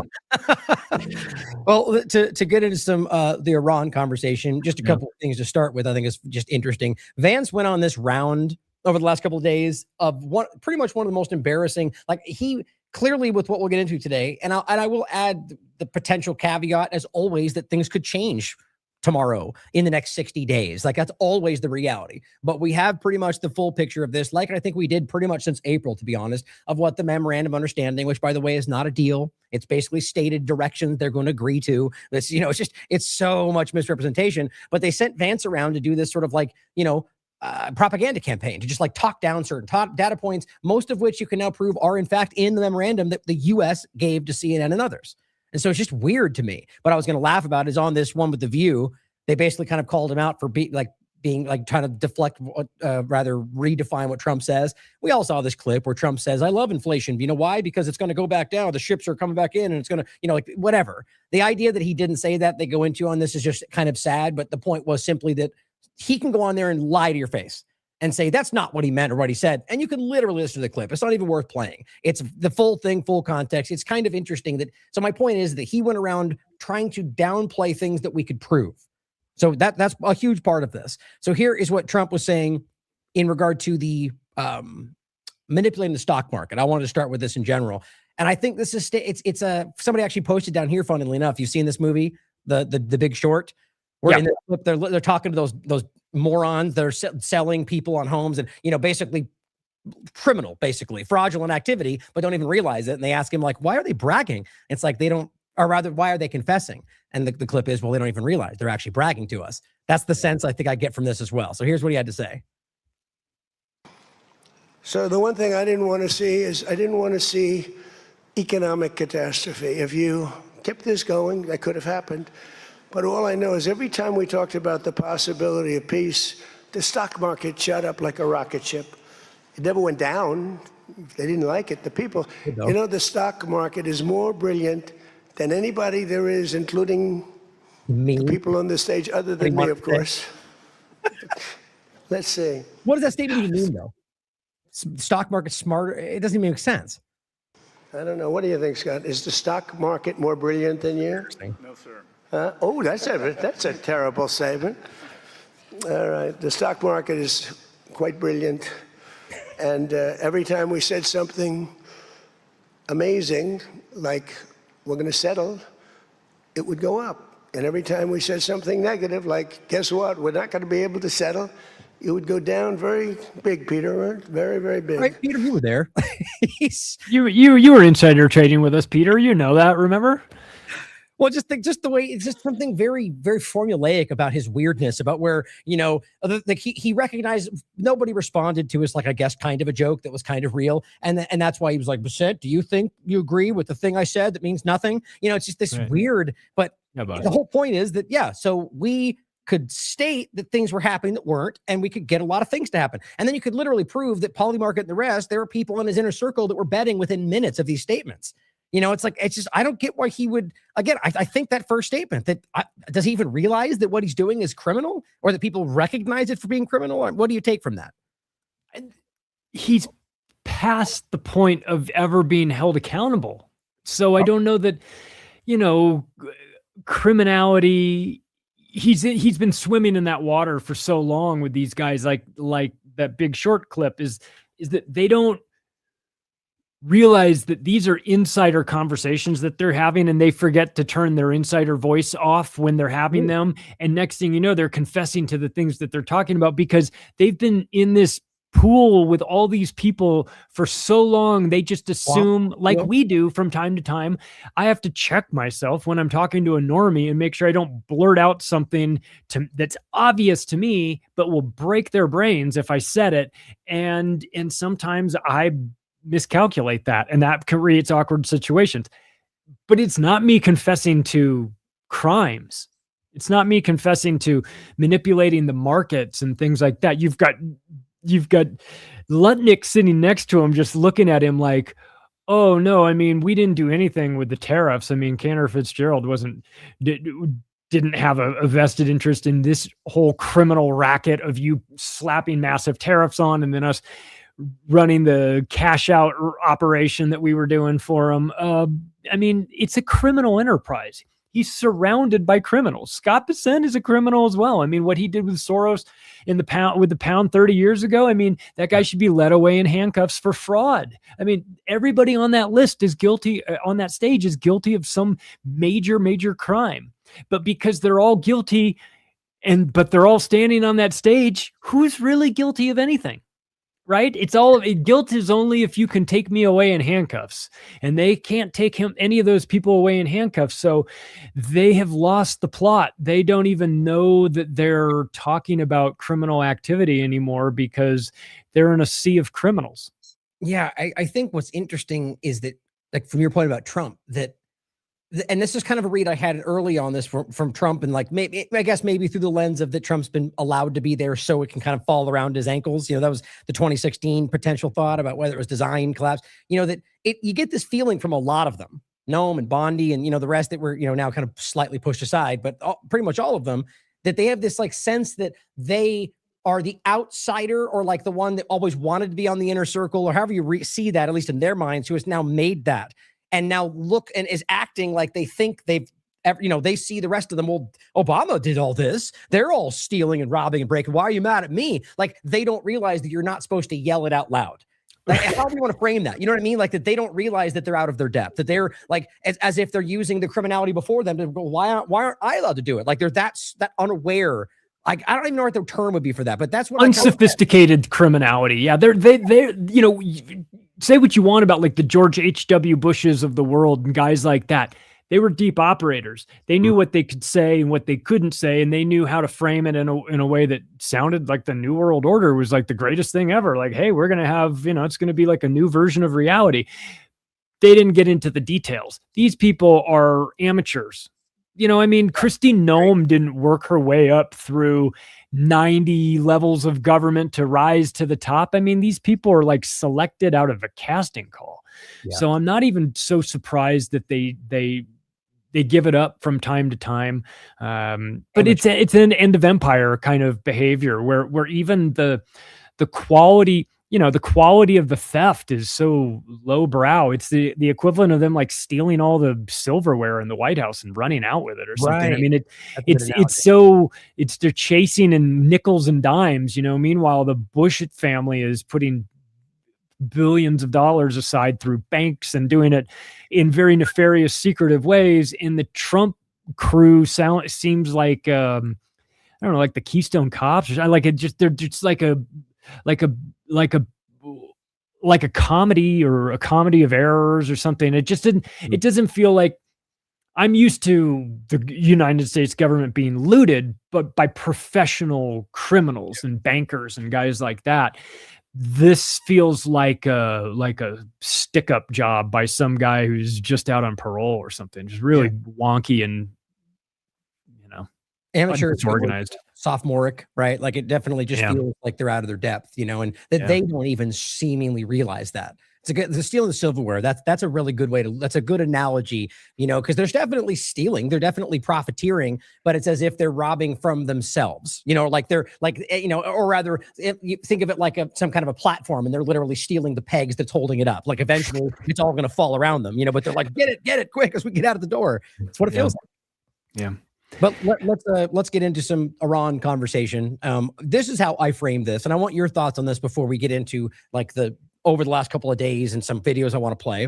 But the Trump's Iran deal and it's not even a deal yet. Let's be clear; it's an understanding of statements that are up in the air, even until like even the idea of the nuclear stuff doesn't even get discussed until 60 days from now, according to Iran. Is that it's a veiled surrender and retreat for the United States? So before I get into why I think that, what are your thoughts about where this is and whether we can trust what's happening? Well, as you said, it's a memorandum of understanding. So it's nothing, but it's a step in the right direction. Ultimately, I want peace. I want the supply chains opened up because we don't need the economic component of this to be any worse than it's already going to be. So I want it to happen. But again, I know that I want it to happen. Let's just assume that the Trump administration wants it to happen. We know Israel doesn't. Mm-hmm. And that's all you really kind of need to know is that they don't want it to happen. And they have shown that there is no line in the sand they won't cross, be it pagers or blowing up Beirut's port or genociding people. They'll do whatever. Right. So if they feel that Netanyahu goes to prison, if this thing really ends, and Ben Gvir gets rounded up and whatever, their Greater Israel project fizzles out, if this happens, then I don't think that there's even any point talking about what's inside the memorandum, because it won't happen anyway, because Israel will sabotage it, because it's in their best interest to do that. And that and I don't think they want to let the Trump administration off on this. They've come too far. And if it is a situation where they feel they're backed into a corner where they're quite literally going to be led away in handcuffs, then why would they hold any ammunition back? Why wouldn't they just launch everything they've got and kick this thing off again? That is my greatest fear, is that nothing... The mechanism that Israel has been using to make the Trump administration do their bidding, there's nothing that I have seen that has set my mind at ease that mechanism is now no longer in place. Right. I believe it is still in place. I don't know why it would. I mean, if it's blackmail evidence that they're using, maybe there's an expiration date on it. Maybe not. I don't know. But I don't feel like whatever was controlling Trump a month ago has now been removed. There's nothing's changed on that part. It's just that there's more of an appetite to get this thing stopped. But I fear that it's going to take everybody. I mean, if you've got one party that doesn't want this thing to happen, Israel, it's not going to happen. Yeah, definitely. I mean, I think what we're seeing is sort of a potential break of, again, self-interest. I think Donald Trump, that's a good point to make, whether it's blackmail or that he's in line with the agenda or whatever it is, there's no reason to think anything has changed, except maybe that they now disagree on the path forward because of their self-interest, right? And because you're right, is that if it's blackmail, then anything that's happening is still within that same playbook. It's still within that same field of play, right? So they can still apply that same pressure. So I think that's a great point. But even if it was something like that, hypothetically, they're going to release something that makes him look bad. I argue there would still be a line where that is the juice worth the squeeze? Like it's like if you're about to lose, like let's say Trump was about to go to prison, well, then maybe you want to throw those dice and see if maybe you can, get a narrative that hurts it hurts Israel to stop that from happening, and they may still release something that may, I think there's always a line right there. And so what I think we're dealing with is that they were in line with this from the beginning. As I've said before, I think it's obvious that Donald Trump was convinced this was going to be in his interest, largely from Netanyahu, and that ultimately they said, Iran's going to shut the strait down. It's going to, the whole world will be on your side. All the different things, all the narratives, the mines in the strait, none of which actually happened. They stopped them from being able to get through, and that hurt them immediately. And so they started their own blockade and different actions that made it look like Iran was still doing that. Now, up until that point, I think Trump was still thinking, and still being told, we could bomb them. Don't worry, we're stronger. We can do all these things. And so he stuck with it and still said the narrative, or he got lied to by Witkoff and Kushner. Who's to say? But at some point, I think it becomes clear that he recognized he has to find a way out of this. When I think he finally recognized, oh, we're not actually winning. Right. Oh, we are actually losing, and we don't have the munitions, and we don't, and then you got this we defeated their Navy. We defeated I think he thought those things.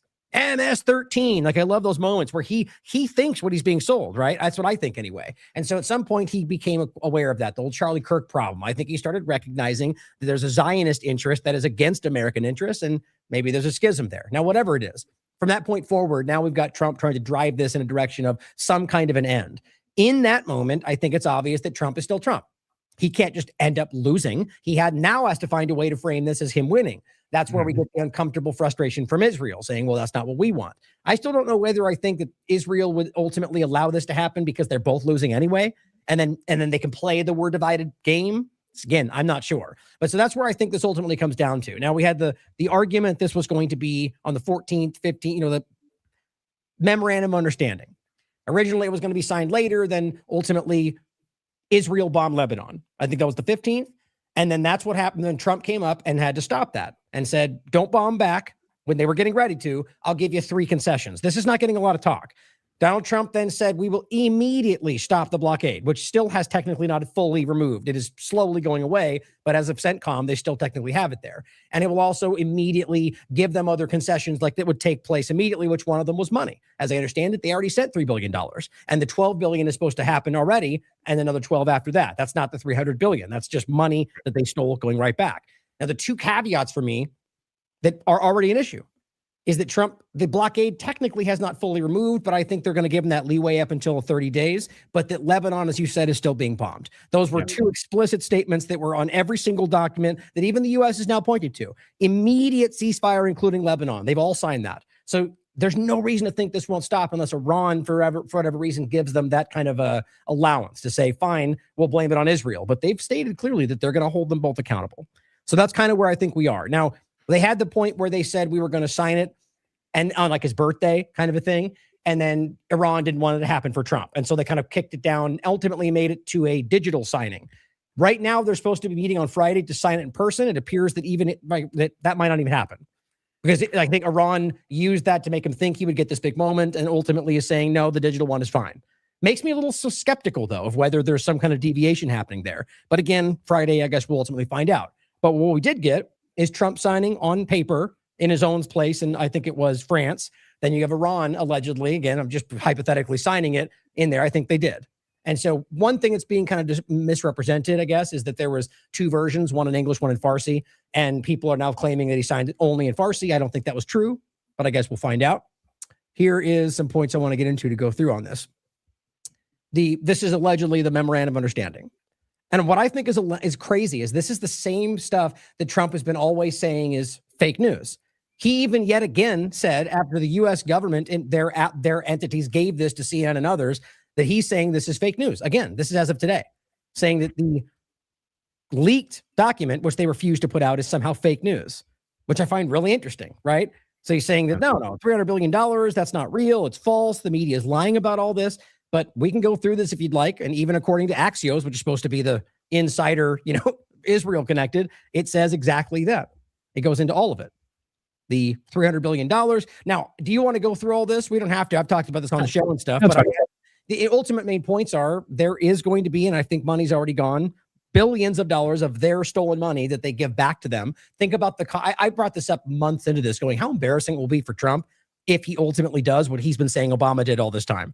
The stupidity of all that. Yeah. $300 billion supposed to be some kind of an agreement that they claim is going to be brought from other Gulf nations, but I'm willing to promise you it's going to be some degree American taxpayer dollars. That's my opinion, but still giving them $300 billion for reconstruction.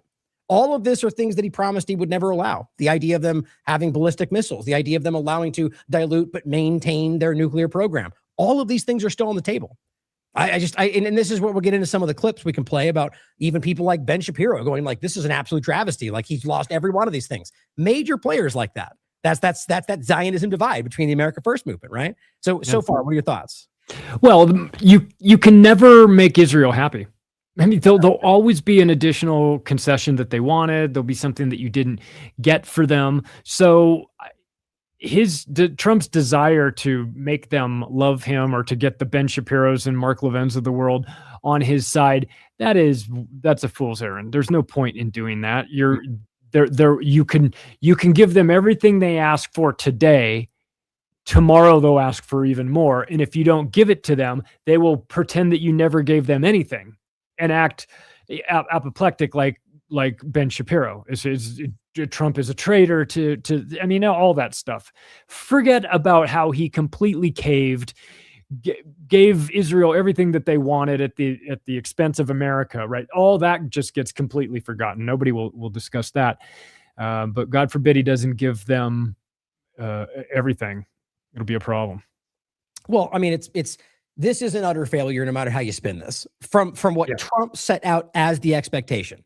Right. That's the crazy. This is what's so frustrating about this. And what I still argue, anybody who actually cares about their own interests is going to go, well, that's not what you promised. But you have this weird fake media thing. Mainstream, all sides of it, it seems. I guess there are some levels of the partisan element going back and forth, but mainstream alternative just kind of like towing these lines, lying about this wholesale. So here is this first an example of Israel claiming that they don't have access. This is actually the I-24 News. They confirmed that Israel requested the memorandum of understanding, but were denied. There's that whole thing about no one being able to see it. Like they made fun of Obama's deal for the same reason. I don't know if I believe this though. I don't know if I believe that Israel's being boxed out of this, but it's worth considering. Yeah. It feels like something. I don't ever, when the Israelis say that they complain that they're not getting the full scope of the information, my question is, well, why don't you just tap into your spy networks that you have already everywhere? I'm sure you're getting more than what maybe they're not giving you the detail to see it, but something tells me Israel's got their ways of seeing it anyway.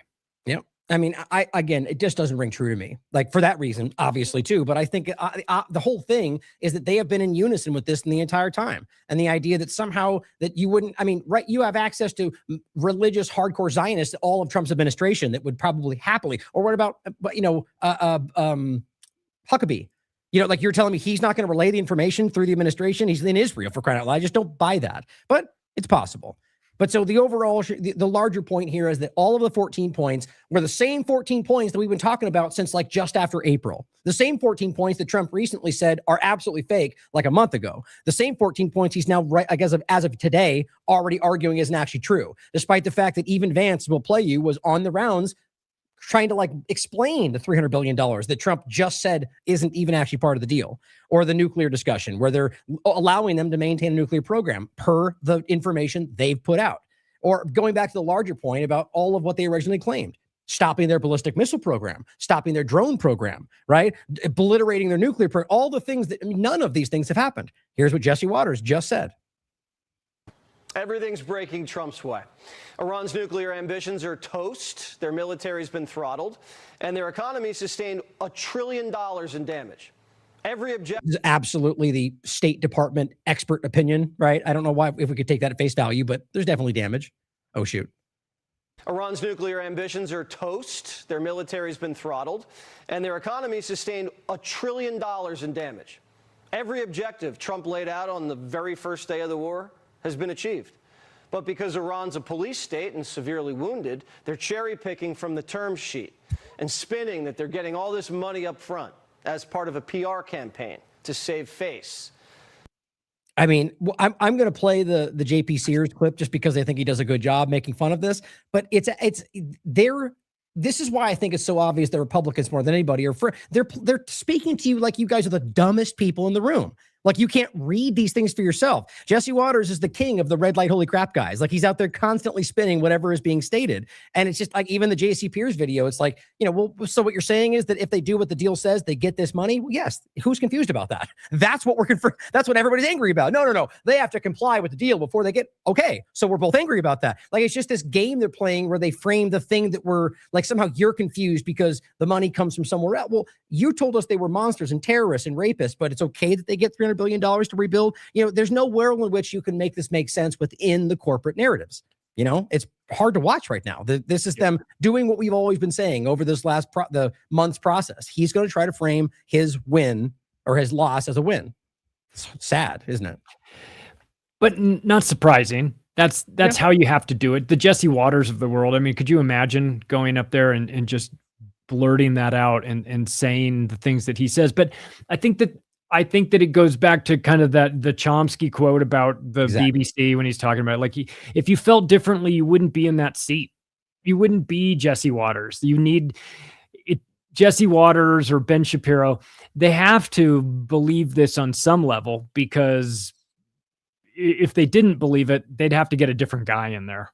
You couldn't be. I agree up until I do think there are some of them that are aware. I don't care. I just want the power and the position. But I do agree that the whole point of manufacturing consent is that they actually buy it. Like, that Jesse is so convinced. I think Trump half the time is in the same position, that anything bad about Trump is fake news, Democrat media that hates him. And so they just have this wall where, and then they get the State Department that feeds them nonsense. And he goes, well, that's the facts. And it's only Democrats that lie. I think you're right. I think some of them just buy into this and don't allow anything else to get through, But what's interesting, though, and I think this is really, really, conspicuous, is what you got is suddenly people like Mark Levine and others who jumped into this and suddenly, like, on a dime, we're like, that's bad and we can't allow it. And we have to make sure this goes through Congress. The thing that they didn't want to go through Congress when it started, but now they have to have Congress end it. All of them, Graham. And it shows you a divide between what Trump is doing, which didn't Trump tell you what he does is America first, and you guys all agreed. Now suddenly you're not doing what Trump wants, so you're not America first. Right. They're showing you the Israel first side of the America first agenda. Here's Ben Shapiro telling you that. Well, I've said many times, the president deciding to go into Iran and to hit nuclear facilities in Operation Midnight Hammer, and then to go after Iran's ballistic missile facilities and nuclear facilities, Army, Navy, and Air Force in this current operation, was the signal act of political bravery, perhaps, of my lifetime. With that said, this MOU appears to be, just from the text, a disaster that does not achieve any of the actual signal goals that were set by the administration at the beginning. There were effectively 5 goals that were set by the administration at the beginning. One was ending the nuclear program, not just nuclear weapons, no nuclear enrichment, zero enrichment. That is not in the deal. Ballistic missiles. In fact, it's in the deal, just allows them to dilute and maintain the program. That is not in the deal. And the president today suggested that ballistic missiles should actually continue to be held by the Iranians, because the Saudis, our allies, also hold ballistic missiles. Then you have. So our argument, well, if it's legal for everybody else, why is it illegal for them? And then, well, we got argued down by Trump's team. Now it's funny how, this is just so confounding. That we were independent media, by and large, IMA, calling all of this stuff out for this now to be like weirdly debated, like a new discussion between the Israel first, America first part of the Republican Party. It's just fascinating. Of the support of terrorism, that is not part of the deal. Anything that looks like an attempt to end terrorism, a permanent opening of the Strait of Hormuz toll-free, not only is that not in the deal appears to have a provision allowing Iran and Oman to attempt to toll the strait after 60 days. And then finally, the idea that Iran would receive some sort of sanctions relief after all of those things happen. We are already seeing from day one relief in their ability to ship oil out of Iran. In my opinion, the vice president of the United States, the chief negotiator on this particular project, has not well served the president. So what's interesting is that you have people out there screaming that we're wrong for believing we even know what's in the memorandum of understanding, even though it's clear that it came from their government. But what it doesn't, I'm not trusting Ben Shapiro, but what's interesting is these are people that are out there telling you as well that they've looked at it and they're angry about it. So it's just like there's such an effort to ignore where this all goes. I think that's really important. I'm glad that Ben Shapiro, I'm glad that Mark Levin are talking about this. The more they talk about it, the more clownish it becomes. People know how they feel about those guys. To watch them immediately peel off and start, giving their talking points, it just illuminates. It's just yet another way that you identify the Israel firsters inside his administration, which I assume is just about everybody. But still, it's nice to, you when you hear Lindsey Graham go crazy, Ted Cruz, the usual suspects, Huckabee, all the people that are under their control. It's expected for them to flip out at this. I'm here for it. Of course, I love anything that drives those guys crazy. I'm there for it, but I just don't trust that the Israelis are going to let this go. Right. It's too much at stake for them. They're too close to their goal. There's too many people in their administration whose lives would be the end of the world. I mean, maybe even the end of their lives if the war ends. They end, and I think that something bad will happen instead to make sure this does. Regardless, I don't care if it's signed. I mean, Trump signing it and saying we're not going to do it. What is that even worth on the world stage anymore? I mean, he's a guy who's declared victory so many times, and he said the craziest things. I mean, if he signed something, what are Iranians going to put their missiles away? I mean, I wouldn't. I'd have them all on high alert, because it's just about that's just about the time when something diabolical is going to happen from the shadows, because you didn't do what you were. I mean, look, if we're suspecting this and we're pontificating about this, surely the Iranians know the relationship that Israel has with Trump, and they know that he's probably just a bit of a puppet, and that anything he says that doesn't have the full support of the Israelis might as well be written in pencil, when he signs anything. Yeah. I mean, even Hegseth said that the blockade, because to be clear again, as I can understand that it's immediately begins to dismantle, but may take a month, is what he said. Well, I don't even know how that makes sense. Obviously, they're playing this game of not really removing it, but the point being is that he said, if they break anything, we'll be right back there bombing them. It's like, okay, well, then you're not this is an actual peace deal, or even a memorandum of understanding that might lead to a peace deal. It's clearly the same, do what we want or we're going to bomb you kind of tactic. And so why would they stop? Why would they stop? But the real point is none of the deal even gets into any of that, but holding that point, I think, which is important, we can end with that because you're right. That is the real overarching point, that no matter what we discuss next, if Israel doesn't maintain what their part is, or what the Iran has said is their joint obligation, whatever side they think they're on, they're both accountable for whatever side does. Bombing of Lebanon will make this not happen, right? So keep that in mind. I think there is a caveat to where Iran might allow that to be a separate issue because Trump has capitulated. That's possible. But let's come back to that. Let's go through these really quickly to show the information here, and then that we can end with that point, because you're right. It does sort of it's the main point. So here's what he said in regard to the ballistic missiles. So this is why Ben Shapiro is upset, right? Because he is very clearly deviating from what he was screaming about. Or Rubio, what the first thing Rubio put out after telling you it was because Israel was going to do it and we had to do something, was that we couldn't let them get ballistic missiles and drones. My point, as always, is even though everyone else has the legal right to have them, what's the legal standing? Well, there is none. And here he is using these arguments. Yeah. The press conference, you said you don't mind Iran having ballistic missiles. Can you elaborate on that? I want to make sure we understand your position. No, I'm saying that if other countries have them, it's a little bit unfair for them not to have some. A ballistic missile is not the same thing as what we're talking about when we talk nuclear. I mean, what world can you? Again, unless Trump is actually at a point where he doesn't remember what he said 3 seconds ago, well, certainly possible. I mean, how embarrassing that must be for him to come out there and say that when you've been harping, your entire administration has been harping on the idea of the missile program, not just nukes, but the missile program. It's embarrassing. You can't shame somebody who has no shame. And, his mentality, it seems to be, well, that was then, this is now.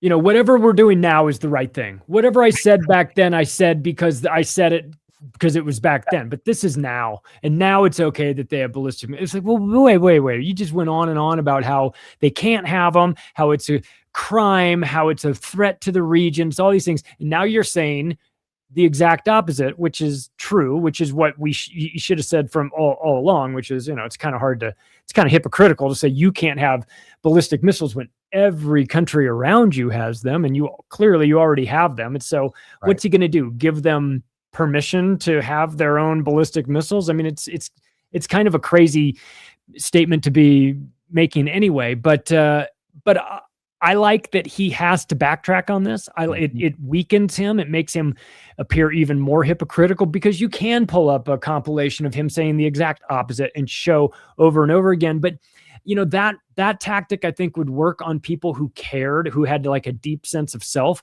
I think Donald Trump is detached from reality. I don't know that you can shame a guy like that anymore with look, you said the exact opposite a month ago. All he has to do is say, well, that was then and this is now. No, that's a good point. Just to be clear, I don't care at all whether Trump. Well, I shouldn't say that. There's probably some world in which I want him to feel bad about these things, but it's not. It's about average people being able to recognize how sad that is and how obvious that is. But you're right. If he's a sociopath or whatever, they don't care at the end of the day. It's about, really, as you framed it, that's the best way when you were saying it, the best way to frame this is that, so Trump's a salesman who was put in there to sell whatever they want you to think in that moment. And so that's what you're seeing is he goes, oh, so we're supposed to say these, well, they're not bad no matter what. It's bad. Let me lay out the reasons why. And then 20 seconds later, we need to sell them that it's okay. Okay, well, that's okay because everyone else has them. Even if he knows that, it's like, well, my job is to sell you on he is the press secretary for the globalist elites. That's what he is, just sell you on the idea that this is supposed to happen. And here is CNN. And things like this really, I think, really reach people is because people like us are highlighting that's not different left and right. At the end of the day, it's just about a flavor difference. And so here's your example where they all want to go after Iran. They just want to make sure it's done in the way they want to. Here is CNN, I guess, aghast at the fact that this Republican says that Iran should have a right to defend itself. Think about the humorous, insane nature of that with all of it. Israel's right to defend itself. Here's what they said. Senator, are you okay with Iran having missiles? I'm hesitating. I prefer that they not. I certainly don't want them to have long-distance missiles. I don't want them to have nuclear-armed missiles. I would prefer they didn't. But I don't think that's the key issue here. I think that they have to be able to defend themselves. And I just kind of come back to the big picture here, is that the Middle East countries like this agreement. You think Iran needs to be able to defend itself? I do. I think that they have to be able to defend themselves. Otherwise, we turn this into a forever war. You're never going to get them short of boots on the ground of surrendering everything, an unconditional agreement, if you will. But again, what I'm getting at here is this agreement has the support of most of the countries in the Middle East, and I think that's going to give it more of a long-lasting relationship, a long-lasting success as well. Well, the point, I think, is that the countries in the Middle East are being forced into supporting this. The peoples of most of those countries do not support the agenda, right? But just the idea that she's kind of like, you think they have a right to defend themselves? It just speaks volumes to me. The idea that well, first of all, isn't that the law? Like, what are you talking about? Like, so do we get to then pick and choose which ones do and do not have a right to defend themselves? Yes, apparently we do. The only answer is Israel is allowed to defend themselves. Everybody else is not allowed to. That's what she was going to say if we had run that clip, I'm sure. I could see it in her little pea brain, that little hamster on the wheel. She was going there. They have a right to defend themselves? Yeah, Caitlin, like you've made the argument that Israel has a right to defend itself 100 times on your shows over the years. Yes, it's the same concept. I know it's difficult for them to wrap their heads around it, but they just look at you like you're crazy when you say something like Iran has a right to defend. How dare you? She had to ask the question twice. Right. She couldn't believe the answer he was giving. And that is a sign that things have changed.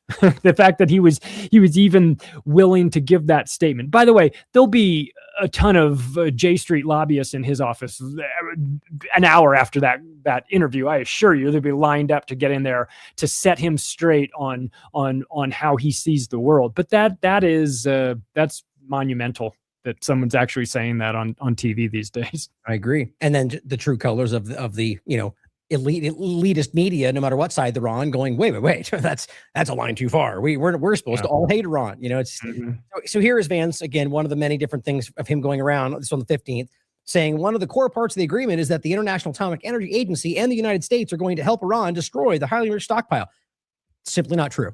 I mean, not that I think Chris Murphy is a good source, but he's correct. And it says this is not part of the agreement. And again, we can go through explicitly all of the different points. And, it's all just so it's clear, the 14 points that have been going around over the last week, that's exactly what this is. In fact, most of these platforms to put them out chose to sort of like not include certain verbiage that was there to slant it one way or the other. And everyone's getting called out for that. It's just, this is the world we live in.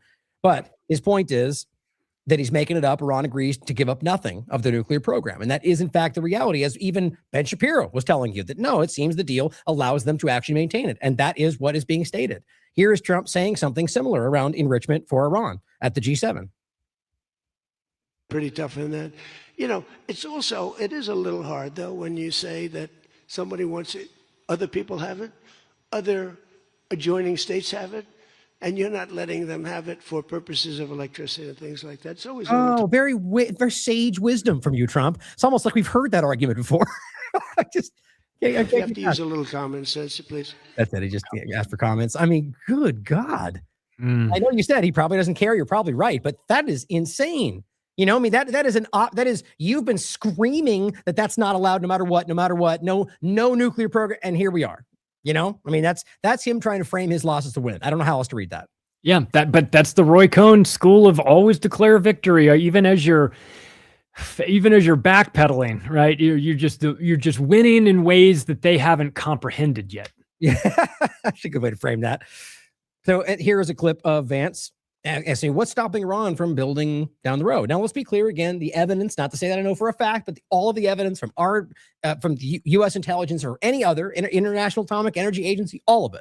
They've never had a weapon. They never sought a weapon, and they currently are not seeking one and don't have, that's the evidence of the reality of it. And so here is what he's saying in regard to the ask from people, again, from the left-right paradigm, that is that this is now going to allow Iran to get a nuclear weapon. That's still within the lie, right? That's still the two-party illusion. But nonetheless, that obviously, even if that was the case, that then don't they have millions and billions of dollars now to do that? That you're hoping this deal would prevent Iran in the future from getting a nuclear weapon. But from what's been put out there of the MOU, I'm curious, how does the MOU reflect that in the future Iran will not, in fact, get a nuclear weapon? What's stopping them from down the road, to your point, rebuilding and restarting from where we were pre the war?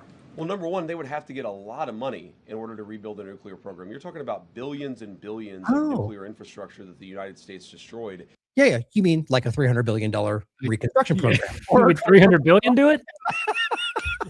I mean, and that's what everyone's pointing out. That's not like, that read the comments. I mean, just like, and this, again, I would argue someone like Vance, that's probably difficult for him. You know what I mean? Like he's the one being trotted out to look the fool for their agenda. Or Anna Paulina on the 16th saying this headline, it is inaccurate. Nope, it's literally what we're all seeing. It is Trump Team I's $300 billion fund. That's what they're now doing. At least that's what's written down that they both signed. Or here's the White House. For decades, American leaders ignored the Iran problem. President Trump is the only president brave enough to do what should have been done for years on the 17th. They put Which that is out. what, give them $300 billion? Well, on that note, let's watch this clip, which I do think is hilarious. But, I won't jump in just for continuity of it. It's about 6 minutes. But there are points within this that I would feel obligated to point out. You guys know my opinions. The nuclear program in and of itself, kind of a thing. The facts out there. But for humor's sake, let's listen through this, because I do find it interesting and relevant that somebody like him, who was a diehard supporter, who still is very much on the Republican side, they're calling out Trump. There's value there. Dude, we won the war. The war is over. Be still.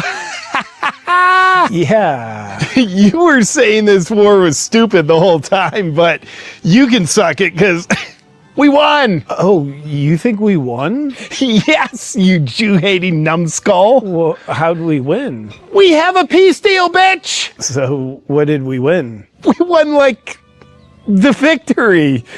Trump got us across the goal line. Do you know the terms of the peace deal? Yeah, like the Strait of Alex Hormozy. That's open again. Did you know that was open before the war started? So we got that open again. That's a big W right there. And did you know that part of the peace deal is Iran can start charging a toll for ships to go through now?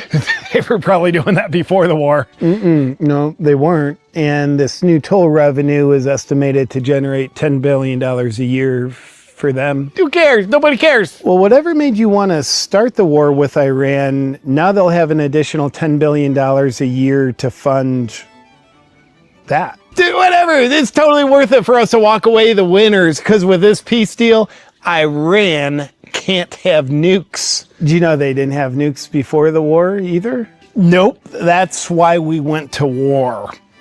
and them not being able to have nukes anymore, that makes the whole war worth it just for that. The director of national intelligence reported that all of the intel agencies said Iran didn't have nukes. So yeah, now they don't have nukes for real. We won. So according to you, them not having nukes like they didn't have before the war, and the strait that was open before the war that only closed because of the war being open again constitutes us winning? Is that what you're saying? Is winning big time. It's full circle victory. Hey, do you remember that loser Obama and how he got bitch slapped around by Iran with loser deals? Like, he even unfroze $1.7 billion of Iranian funds for them to just have.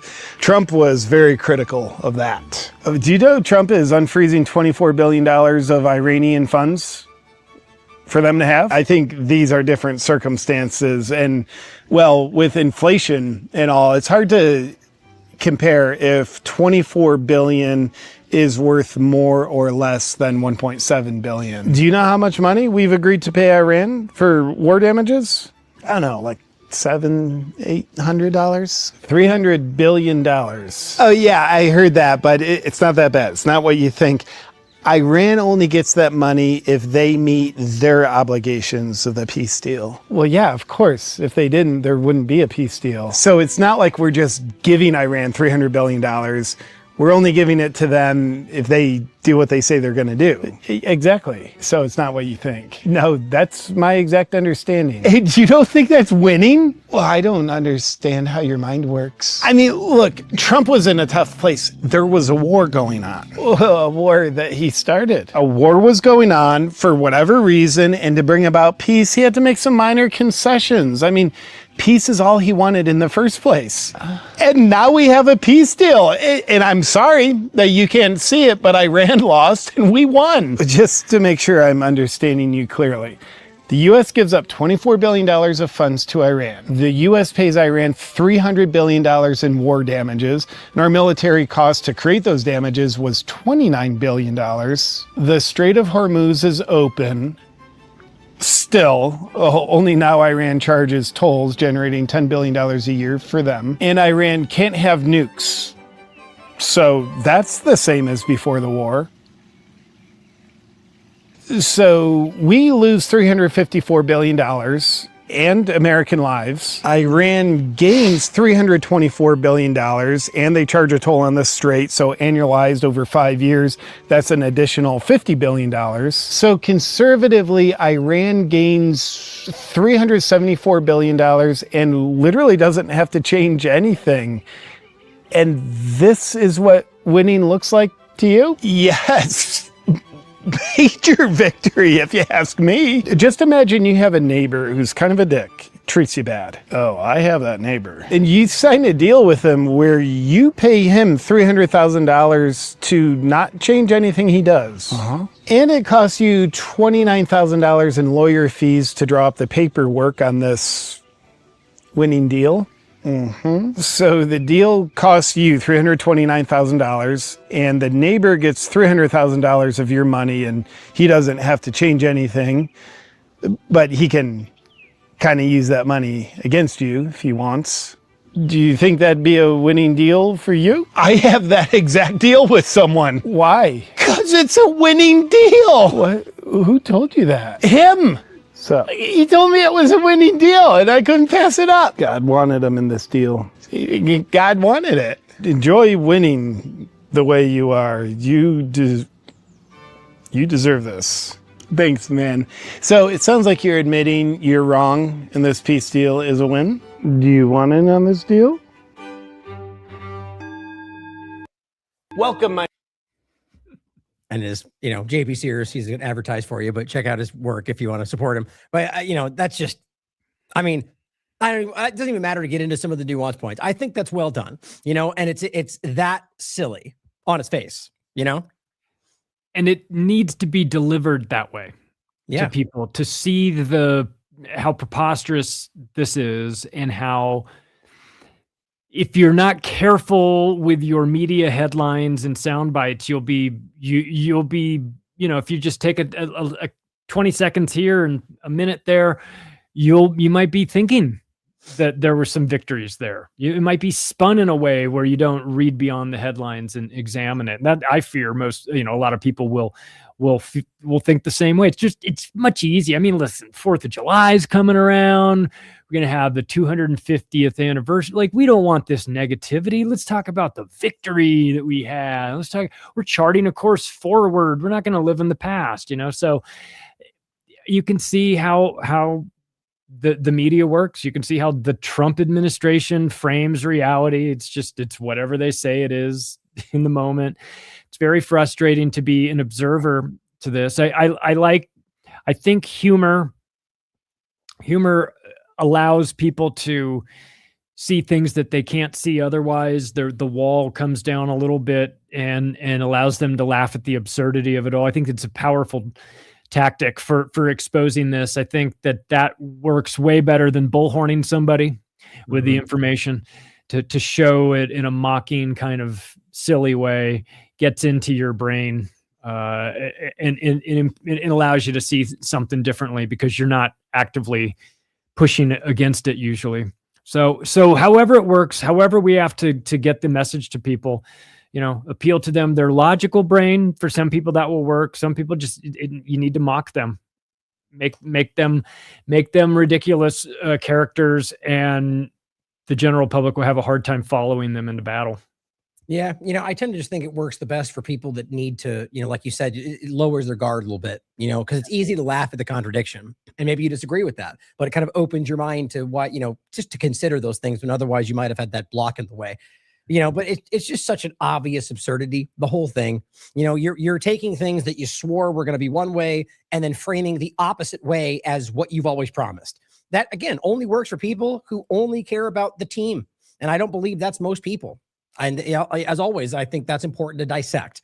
That we're at a point now where the huge influencers like this are the ones who are now challenging Trump's narrative. And not even talking about the ones who are now challenging it because of the Israel side of it. Like, you're talking about the internal support side of this, who are going, well, I mean, everything we've ever talked about, from COVID-19 shots to food dyes and, glyphosate, these are just failures, guys. Like, not even just failures. It's not like they tried to go the right direction and didn't succeed. They just literally double-crossed everybody and went the other direction. And in my experience, that's no different than any administration before this. It's just more pronounced. It's more in your face. It's more juvenile, sophomoric, amateur, and we're seeing it for whatever reason. But, the last point I'll leave it with is the financial side of this, which I think affects Americans more than anything, is this is what, speaking of the lies, White House says oil is flowing and gas prices have begun tumbling down, now below $4 per gallon nationally, which I don't even actually think is accurate, but regardless, this is where we are. And this is generally accurate. The idea of the oil prices, this has been a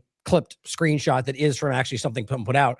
But, the reality that you're saying that now that it's gone down to there, that somehow that's winning when it was down here when we started. That's just playing on stupidity, guys. And that's what a lot of people are doing. Like this guy, Gunther Eagleman, going, oh, well, the left hates this.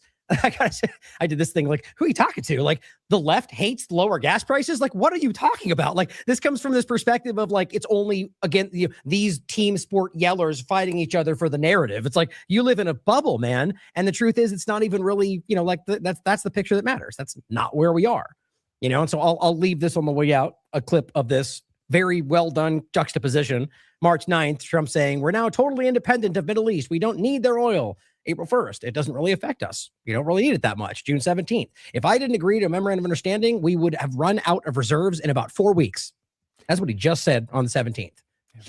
It's just. So where was he lying? So he was lying in one of those, right? So because he's now said contradictory statements here.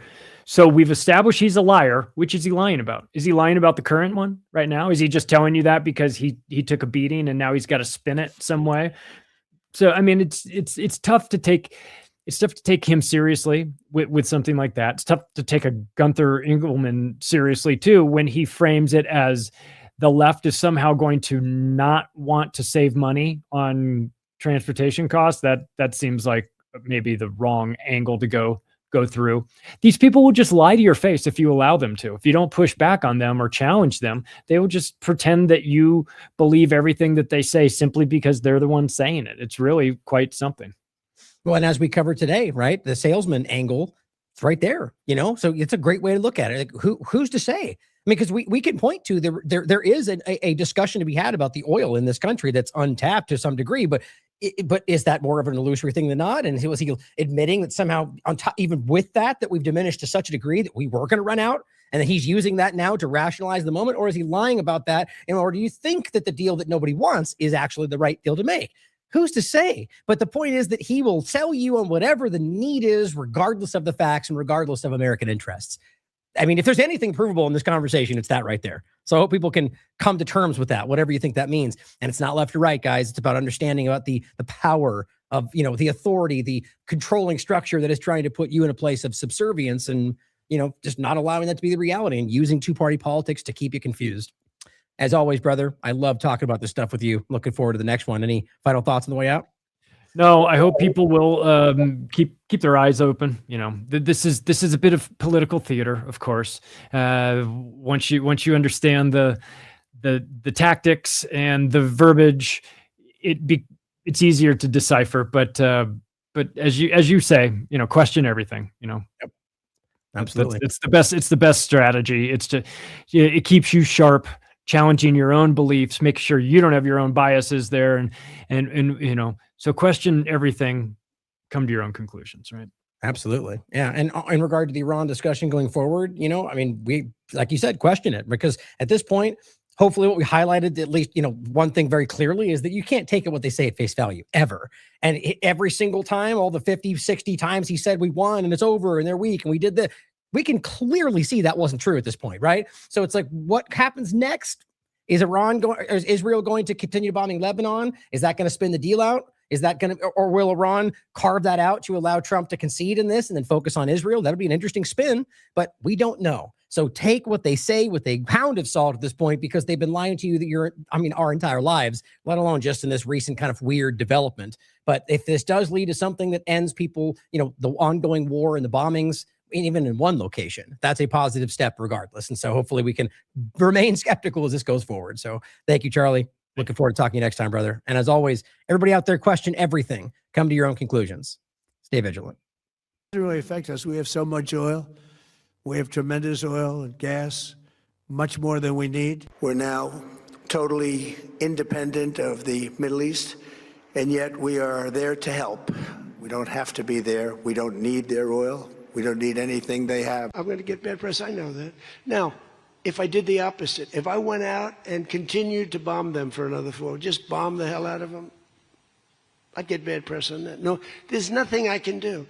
But what this does is it allows the ships to go. If we keep bombing, those ships won't be going. And you're talking about $500, $600, $700 million a day. It's a lot of money, a lot of money. That's why the world is okay. It's liquid, it's fine.